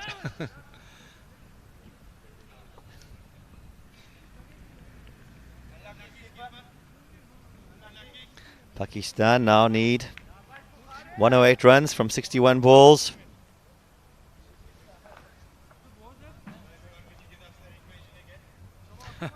.108 from 61. Nabs likes his stats such as asked what's the runs to balls calculation. Well bowled again from Nicholas. Another dot ball coming back strongly after that. 6 was hit. 78 for 2 after 8 overs. 9 and over from here on in. Pakistan will be happy with that. And the UAE side need to take their chances and their half chances. For the viewers in Australia and Singapore watching this game, we know it's starting to get on into the later hours of the evening in Australia. but it's definitely worth staying tuned, because as this game finishes, we'll be sending our camera across to pitch 2 to see some of the last few overs of that game before the Sri Lanka South African game starts on pitch 2. You will be able to see some of the live feed.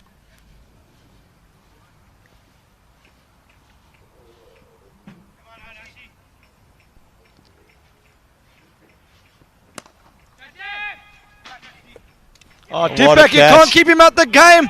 And he's giving a fist pump there. What a catch, and what a game Nicholas is having here.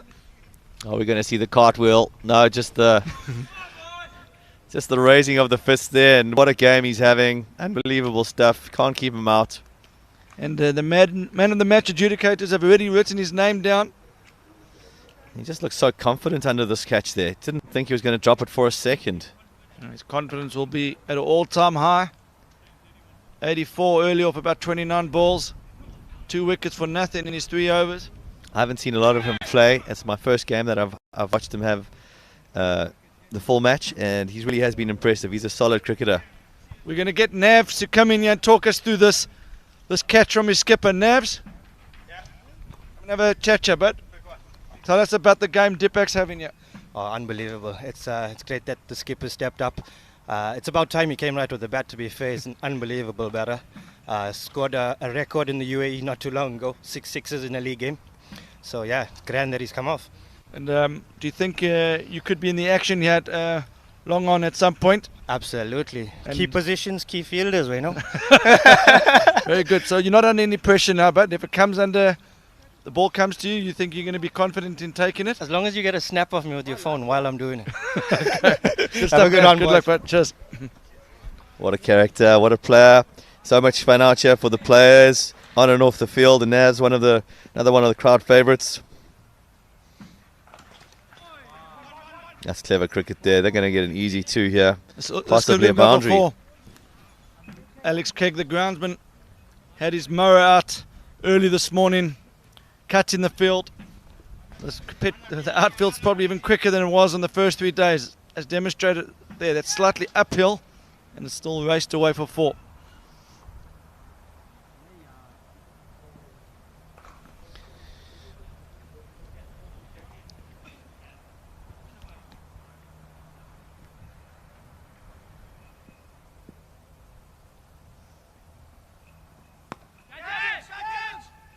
Shouts of catch.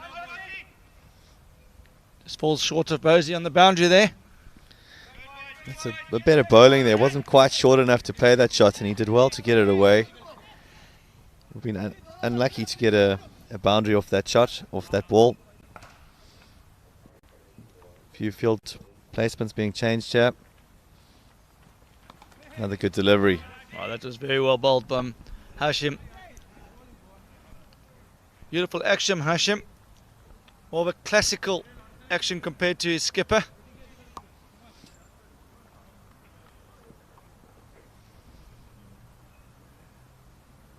A quicker one.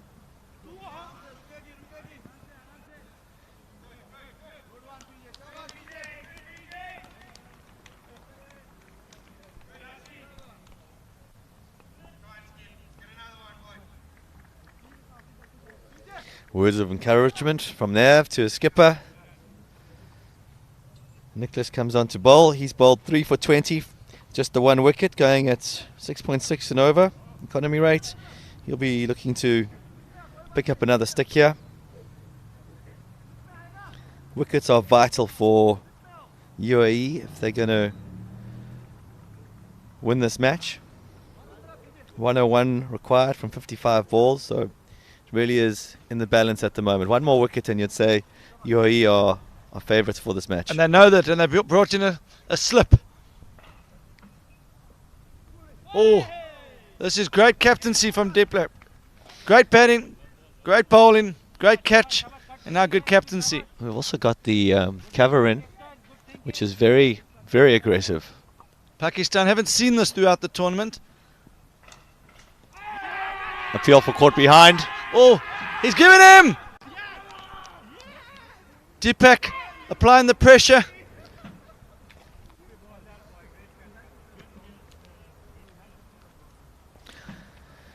UAE are ecstatic, and that puts them in the pound seat now going forward. Should we watch this here? Looks like he got a slight feather on it, but without the super slow-mo and the zoom in, it's very difficult to say. Batsman not happy, but there was definitely a slight noise there. Just watch from this angle here. He hasn't hit the ground. There was a noise, we could hear it from here. Only noise that could have been was the outside of the edge, in my opinion. But it's such a tough one. I think the umpire's got to go with his gut there, and the fielding side definitely have no doubts in their mind about that. Really good appeal, all went up in unison, so we got the soft signal from Navs at long off as well. He thought that was out.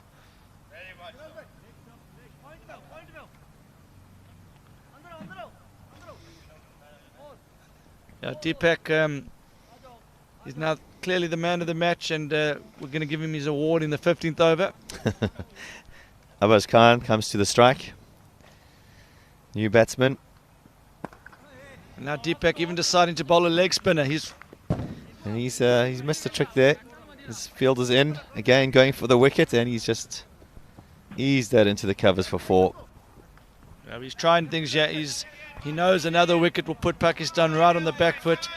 They've already got pressure from a wicket's point of view here. Their run rate's fine, no problems with that. They're on the run rate, but another wicket here will really. Talking of wickets, Australia have just picked up a wicket on pitch 2. Oh, good bowling. It's 89 for 4. So wicket 89 for 5. Most of the top order batsmen in the hat. It's what Deepak Nicholas is hoping for.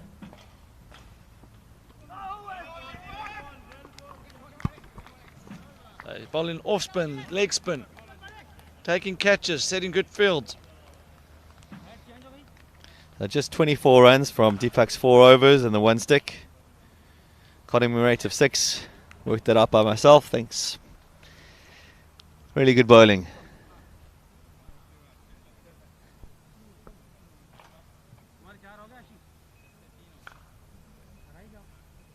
That's a 10 over mark. We're going to switch ends. It'll be interesting to see what tactics Deepak employs now. He's still going to be aggressive with his field settings. As you see on pitch 2, Mambia Singh, he was bowled to Connell. Not the first person to be bowled by Connell in this tournament. It won't be the last.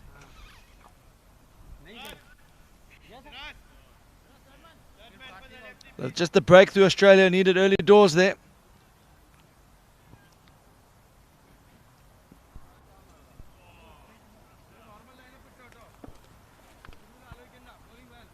So Bakari, the fastest mouth from the east. He's going to need a quick 550 here.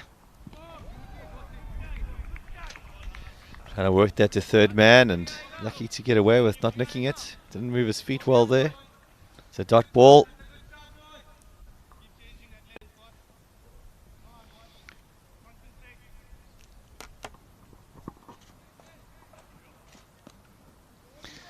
Tabbed away. Clever shot.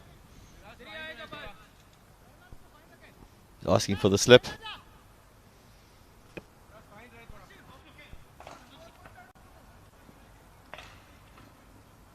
So the Pakistani team full of characters.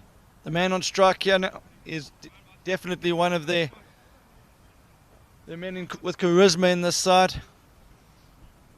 Great sense of humour.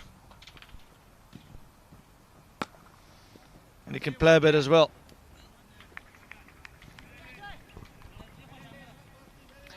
Important period, this next 5 overs for both teams, Pakistan and UAE.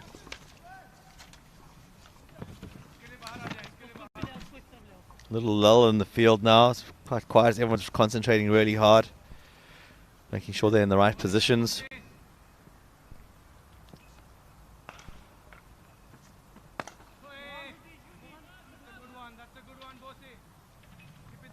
One down to mid-off. Pakistan edge closer to 100. Now 95 for 4.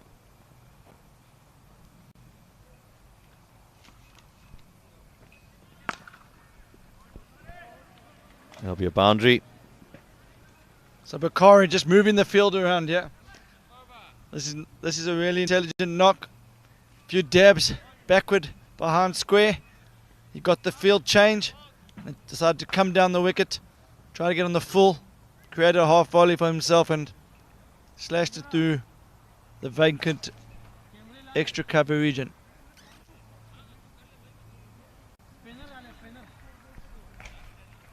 Pakistan will still feel like they've got this game in control. Khan, the skipper at the crease. He's got the number 11 on his back. He's part of the team that won the Premier League in Pakistan. He's also a semi-finalist in the World Champs, so he'll know a bit about LMS pressure, and he'll be looking to keep his team's unbeaten record. Yeah.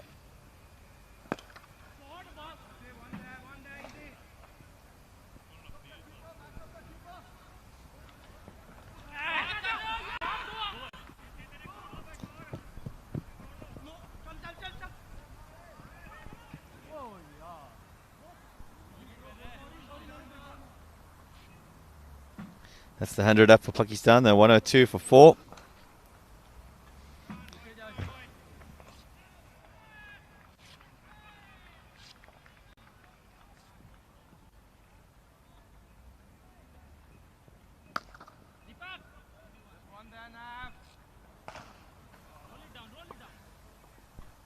So there's an interesting period of the game here. The middle overs. The run rate required. Still in a comfortable position. It's the wickets in hand that are more of the issue here. Beyond, obviously we know we've got UAE versus Pakistan on this field. We've got Singapore versus Australia on the back pitch. Can you tell me what games are to still come on this field, the main oval today? Oh, he's bowled him! He's bowled him.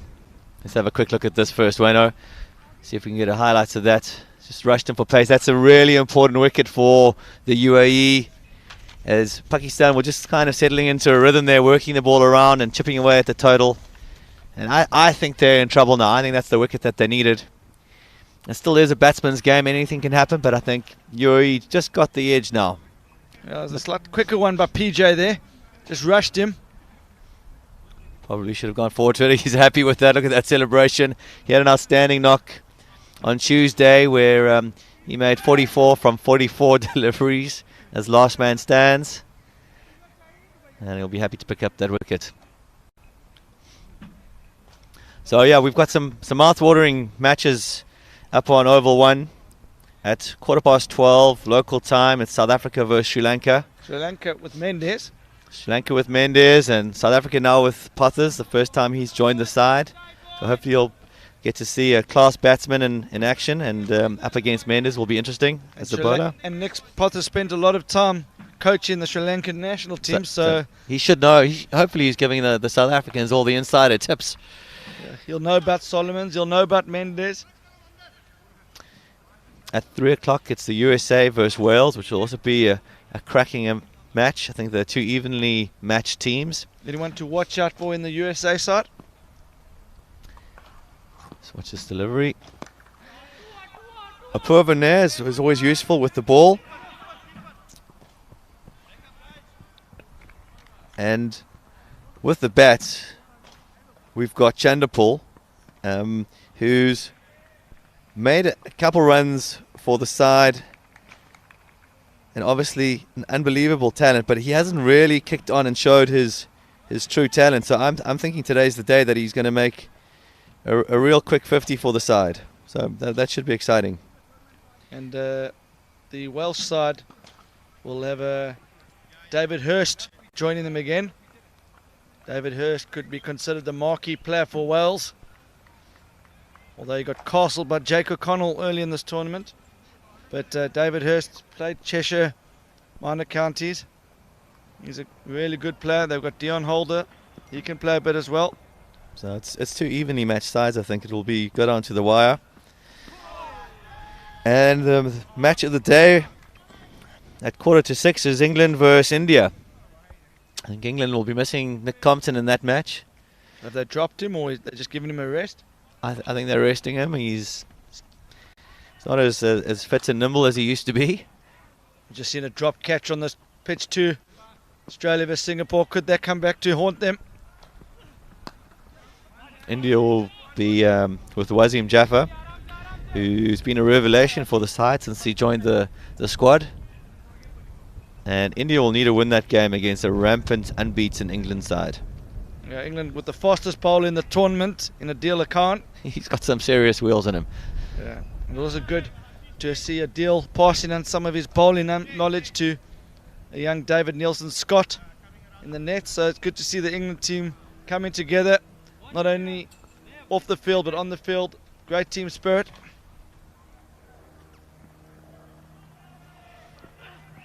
Any chance of an upset with England-India? I'm not even sure you can pick a favourites from that game with Wasim Jaffer going like he's going and Nick Compton taking a break. In this match, that's an even contest. I think England will have the slightly better fielding and bowling unit, but India have got some firepower in their batting. It's whether or not they can do it in the field. That's the question marks around the Indian team. Had a poor start to the tournament, but since Wasim Jaffer's joined them, been a different team. Yeah, so Pakistan, they move on to 108. Got about 38 balls left in this match.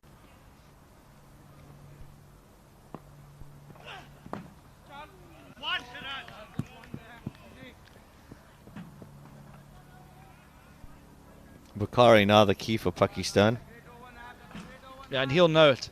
And he'll actually enjoy this position. Batted within himself. He's on 24 after 18. He's normally got a higher strike rate than that, but he's adjusting to the situation here. I think he's doing the right thing. He will need a kick on. But if he can make a 50 here, Pakistan will have their best chance of winning the match.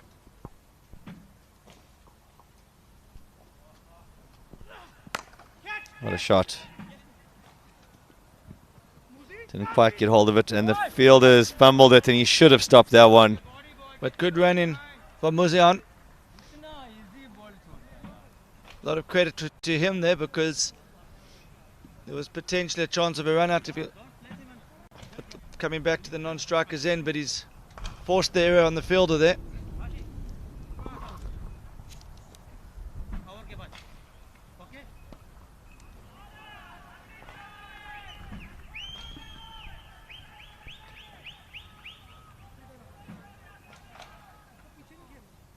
So Singapore boys are getting quite excited down there on pitch 2. Lovely boundary just scored.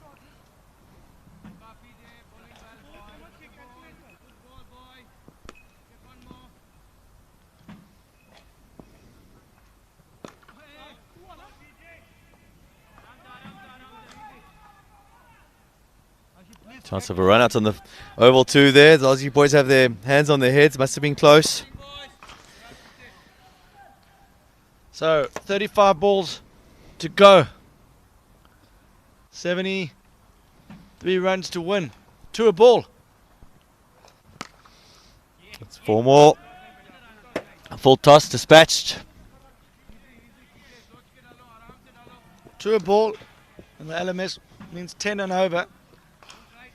5 ball overs in LMS for those of you new to the format. So when the run rate requires is 10 or below, the batting team still in with a great chance. The only challenge here for the LMS Pakistan side is they've already lost 5 wickets. And Piyush needs to find his line here. Can't bowl too many full tosses. That's much better from him. The batsman uses his feet nicely down the track. They've run well there, the batsman. It's 2 more. It's a good over for Pakistan here. And LMS UAE will be very proud of themselves up until this point. They came into this tournament as huge, into this match as huge underdogs. Having lost their first 3 games, and Pakistan winning all the 3 games. No one would have ever seen this coming.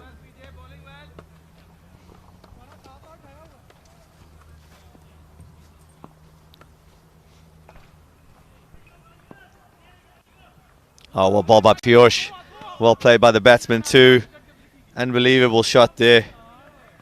Just worked his wrist at the last moment there. That's not a bad delivery. Possibly Deepak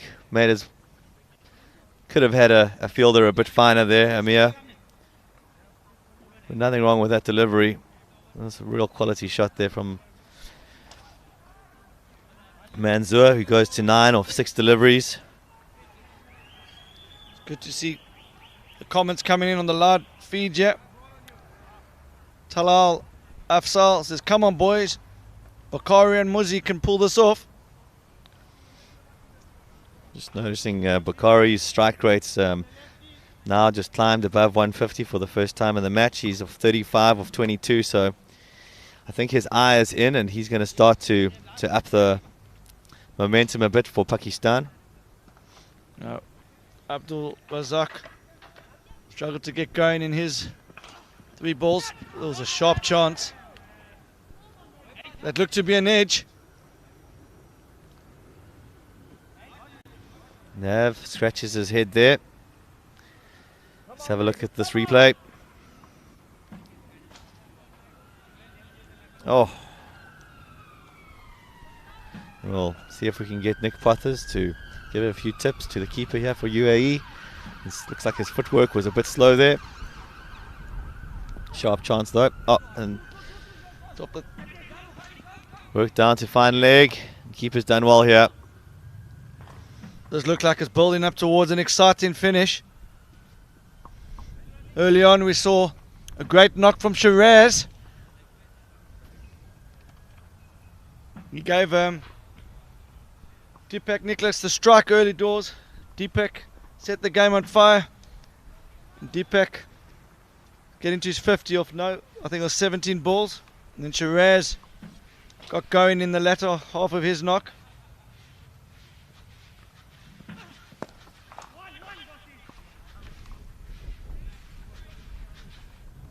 Just the one. It's good over so far from Nav. Be happy with the start to this over. Moving his fielders across a bit finer. Mid wicket comes straighter. Third man moves finer towards the commentary box.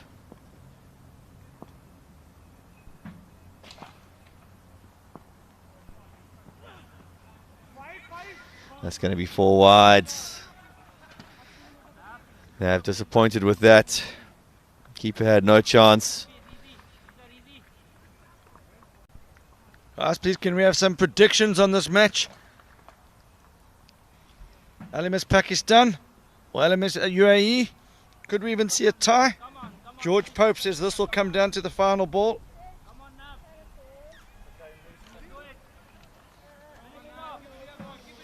George could be right. I think we are in for a nail biter here.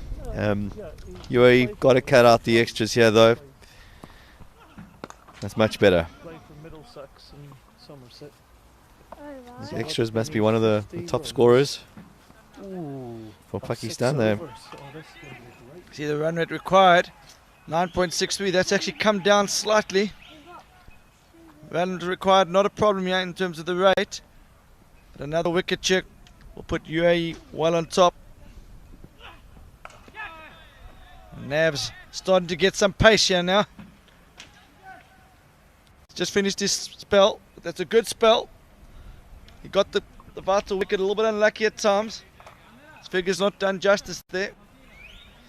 Yeah, that last wide down the leg side didn't help him at all. He's gone for 43 from his 4, but he picked up the vital wicket.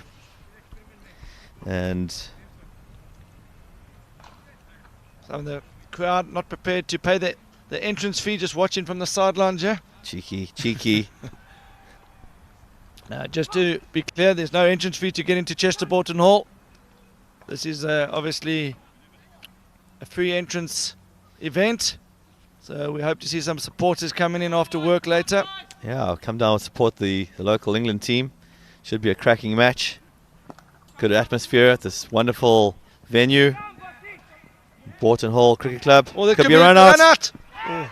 Just dropped it. So some confusion there between Muzi and Bakari. I think someone needs to have a word with the keeper and just tell him to keep his head up there. Seems to be getting a little bit rattled. Just needs to take a deep breath and remember that he's been picked for the team because he's good enough for the job, and he's looks a little bit rattled. His hands are a bit stiff at the moment. Just needs to calm down and get the support of his teammates. It's vital he takes the next catch that comes his way or run out chance. Murray Taylor is back in the UAE. Murray. Trent Thompson thinks Pakistan's still going to win this. Oh, he's dropped him. That was a hell of a difficult chance. Much harder than it looked. It was swirling there, very late swing. It just seemed to banana at the last minute. It hardly got above head height and went all the way to the boundary.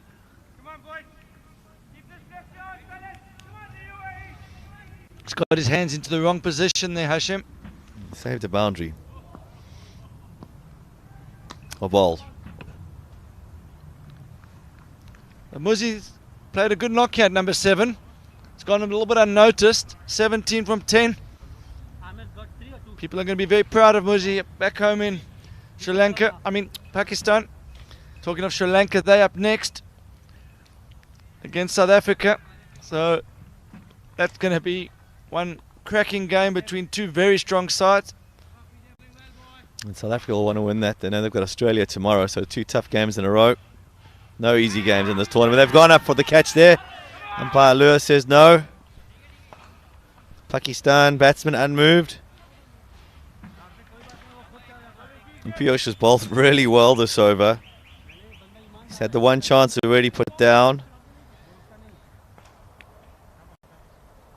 Didn't see any deflection there. Might have brushed the gloves or something, but hard to tell. Who would want to be an umpire? Not me. No, this is clever from Bakari. Yeah, very clever. Getting inside the line, realizing there's no one down at fine leg.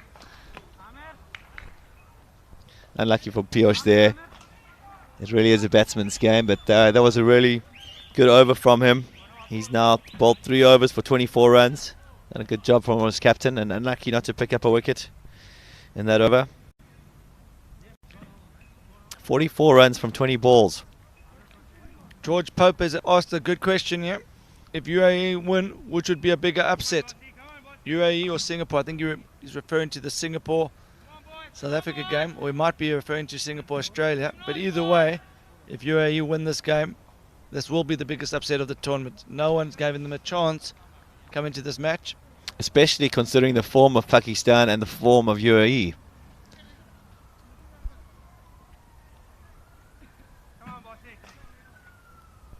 Bakari approaching his 50, 41, 29.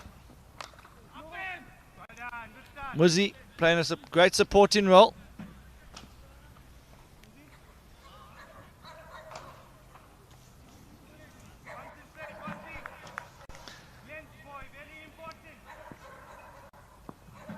Bo's much better start to his second over than his first. Edged. No luck. 4 more. You know, Neb, 9 runs, batsman is going. The set batsman will go. Amir trying to get his foot out there, but a bit like Neymar, missed it.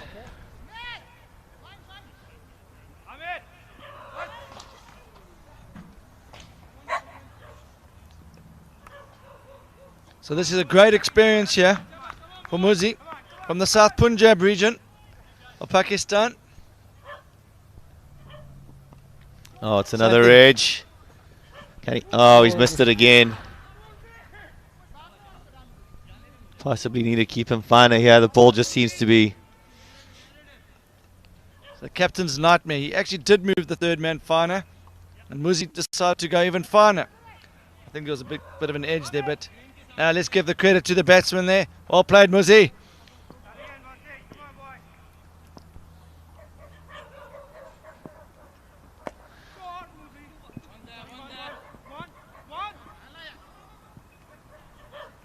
Worried about the inside, the outside edge there. He's gone full and straight. Worked down to fine leg for one. It's a great story developing here with Humayan Muzian. He only managed to get his visa for this tournament a day before the flight. Running calls 2. Settle for the 1. Good fielding there. We had Ali in the commentary box earlier, the South Punjab manager and franchise owner, and he was telling us a great story about how some of their players have made this trip over to Chester. Muzi was one of the players identified as a talent in his local village, and they got some coaches in there to work with some of the more skillful players who had raw talent but just needed some small technical tweaks in their game. And Ali was saying even the first time they went to Lahore, which is obviously a big city, was a big occasion for them. First time out of their village, well, 100 miles outside their village. And now he's in Chester. And they've only just started playing with a hard ball in the last 12 months since Last Man Stands was brought into the region. Is that correct? That's correct. And now he is representing his country, 26 from 14, supporting the experienced Bakari.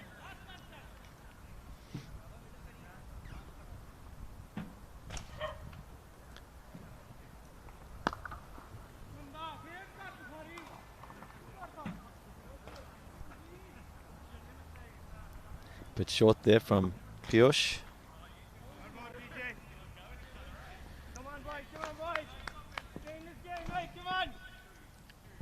Muzi on strike. Comes down the track. The keeper standing back there. No chance of a stumping.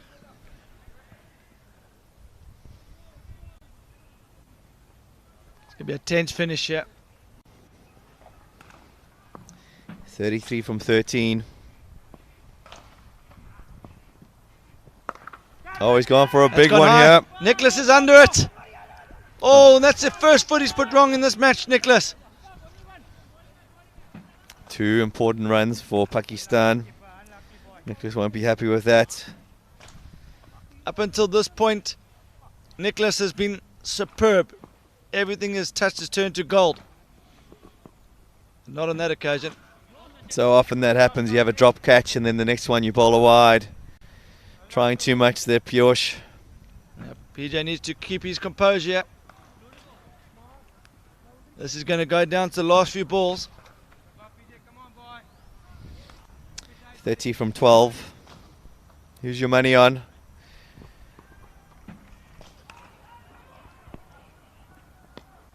Well bowled. That'll just be 1. Yeah, tidies up down a third man. PJ moving the field again.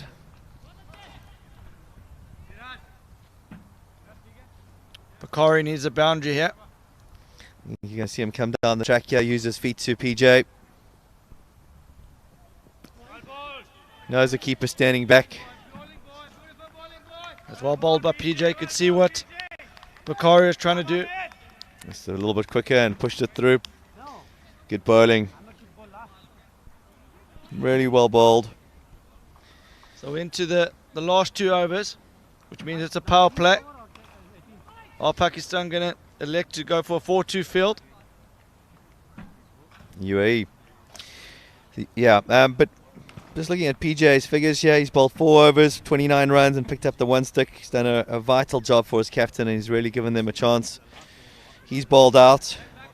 So we've got Bose left with 2 and Ahmed's got 1 left and Amir Khan's got a couple left.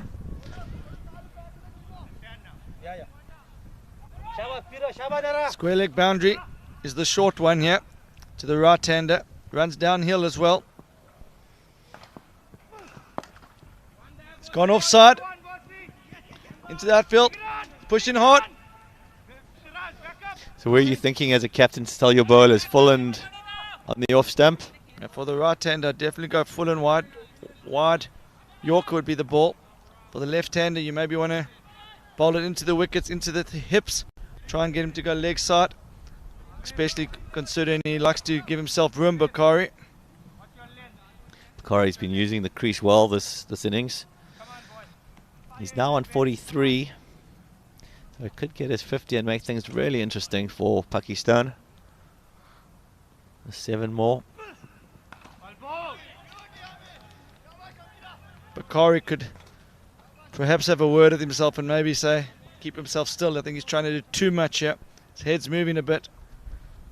It's not working for him. Yeah, it's 2 dot balls that he's faced in a row now. He needs to just gather his thoughts together. Keep it simple. I think they need to be looking at 173 with 1 ball to go. 174. So 16 of the next 4 or 5 balls. Bowl them! Just looked like he was a little bit unsettled there. Possibly thinking about the situation too much and not playing the ball on its merit. That was a really good delivery. Could be witnessing the biggest upset of this tournament, yeah? What a ball by Amir Khan. Let's have a look at that again. Right in the block hole. Again, he's moved his feet and can't keep it out. A good knock from Bakari. 43 from 34 balls. It's at 6 boundaries, a strike rate of 126. He's kept Pakistan in this game.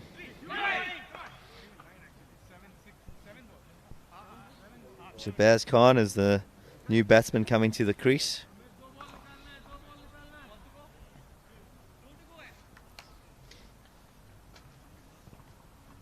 So UAE will be delighted if they can get home from here. Good knock from Asad Bakari. Just struggled in the last 6 or 7 deliveries to find a boundary, and ultimately that cost him his wicket. Another left-hander at the crease.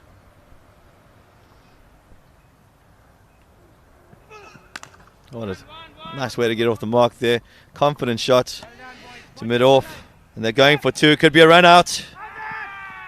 So this is Shabazz Khan. He's from the South Punjab region as well. We know that the guys in the village where these guys come from all get together and are watching the game on a big projector. Tomorrow we're going to get some footage and show everyone how the guys back home are watching their guys from their local community come together in this crunch match here. Oh, what a delivery there. It's a great over from Khan.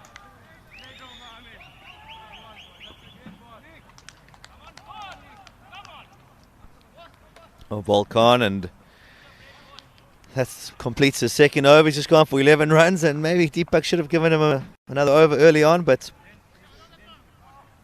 we've got 5 balls left, and Pakistan need to pull off a miracle here to win this game. They'll need to make use of the leg side short boundary. Wouldn't want to bowl this last over. There's lots of pressure. Playing against the powerhouse Pakistan side. But it really is, this is UAE's game to win now. 5 balls, 26 runs required. They're going to get their field settings just right. They're taking their time, which is good experience here from Deepak. He's not going to get rushed. So this looks like a tough ask for Pakistan, but you've got to remember the home run rule keeps this game alive.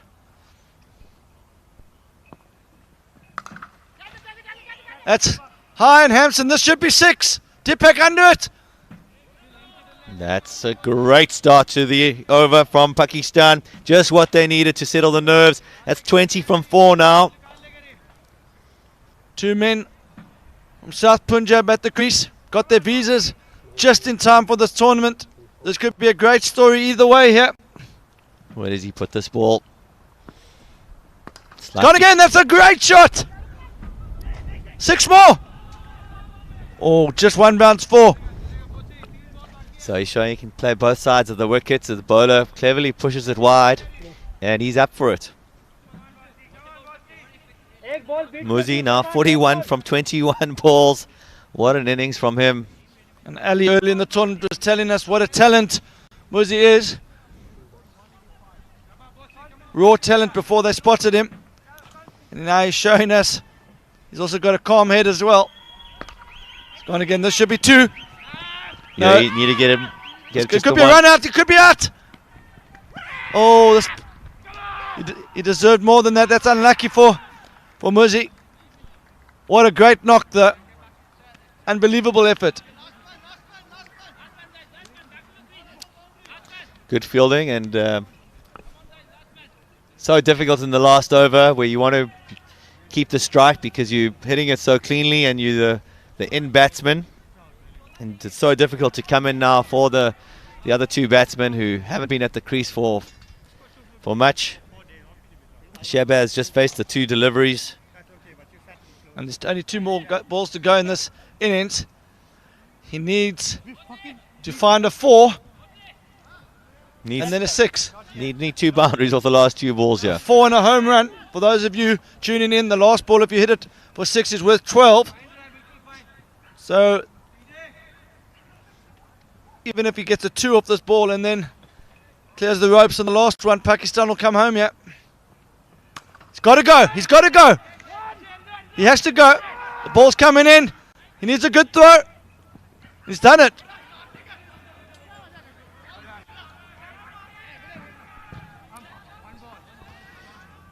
So the shot from the boundary. He needs a home run at the last ball.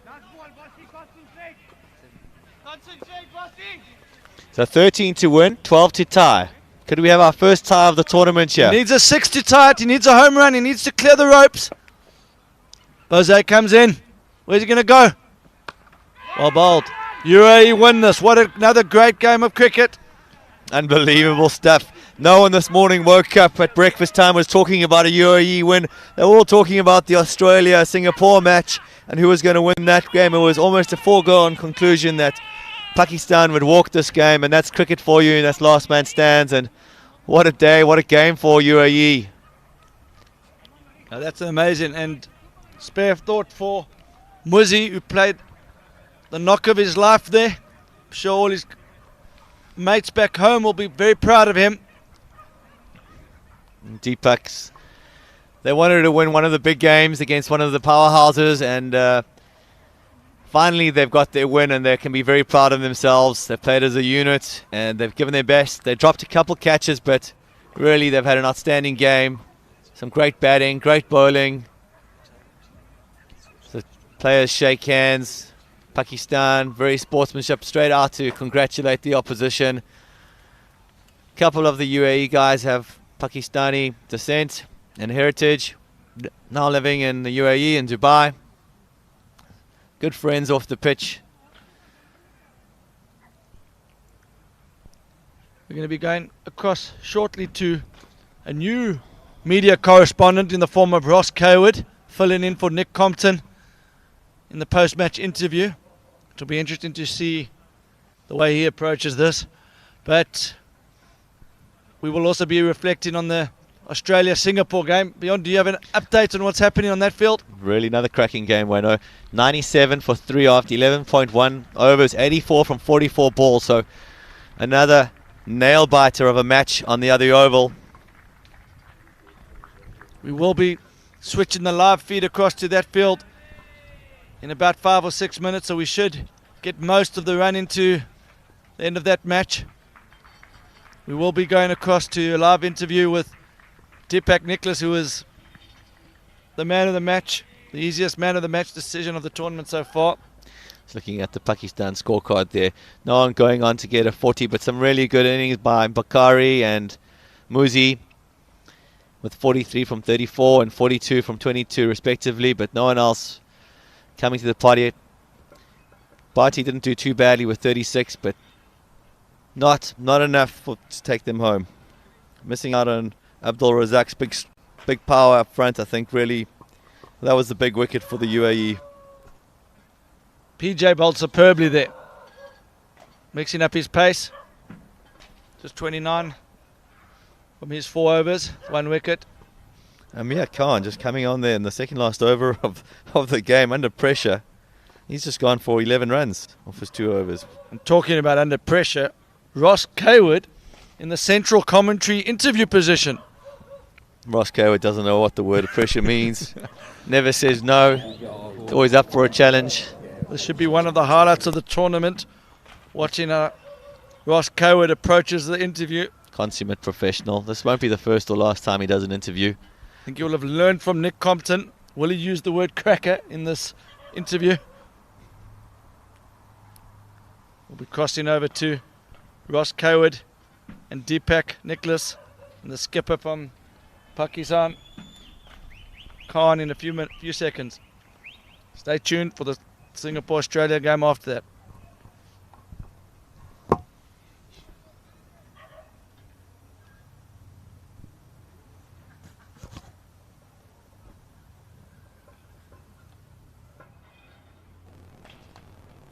Good afternoon and welcome back to Chester, LMS World Series Day 4.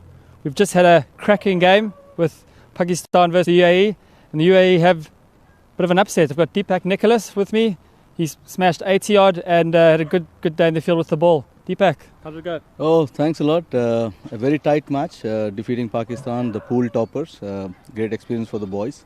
Well, that's cricket. Something surprise can spring through. But Pakistan is the best team on the league so far. So feels nice that we've beaten them. Do you enjoy your batting today? Yeah, the pitch was pretty flat, very good to bat. It was coming on very well when we were batting first. A little bit of turn when we were bowling, so I think we took advantage of that, and then it worked for us. Well done. Big upset, but well done. Thanks a lot. I've got Abbas Khan with me, losing captain for Pakistan. What are your thoughts on the game? Yeah, we were outplayed today. Kudos to UAE for the excellent batting and bowling. It's a good wake-up call for us, but alhamdulillah, we've got a good team. We'll manage to get back in the next game against England and stay at the top of the pool. Well done, you're a great bunch of guys. Enjoying the tournament? Yeah, it's an excellent tournament, excellent setting. The pitch, the ground staff has been amazing. They've made some excellent wickets, both bowling and batting tracks, so it's been lovely. Cool, well done. Yeah. Well, next up, we've got Sri Lanka against South Africa with Nick Pothis and James Mendes getting involved. Thanks, guys.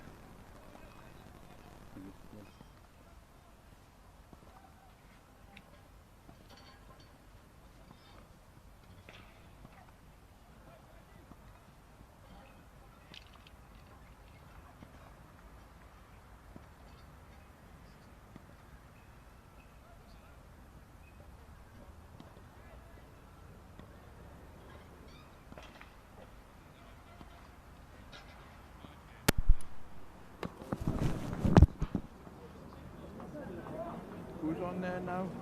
Who's coming on here? Who's playing next, Ben? It's Sri Lanka playing South Africa. Oh, is it? Okay.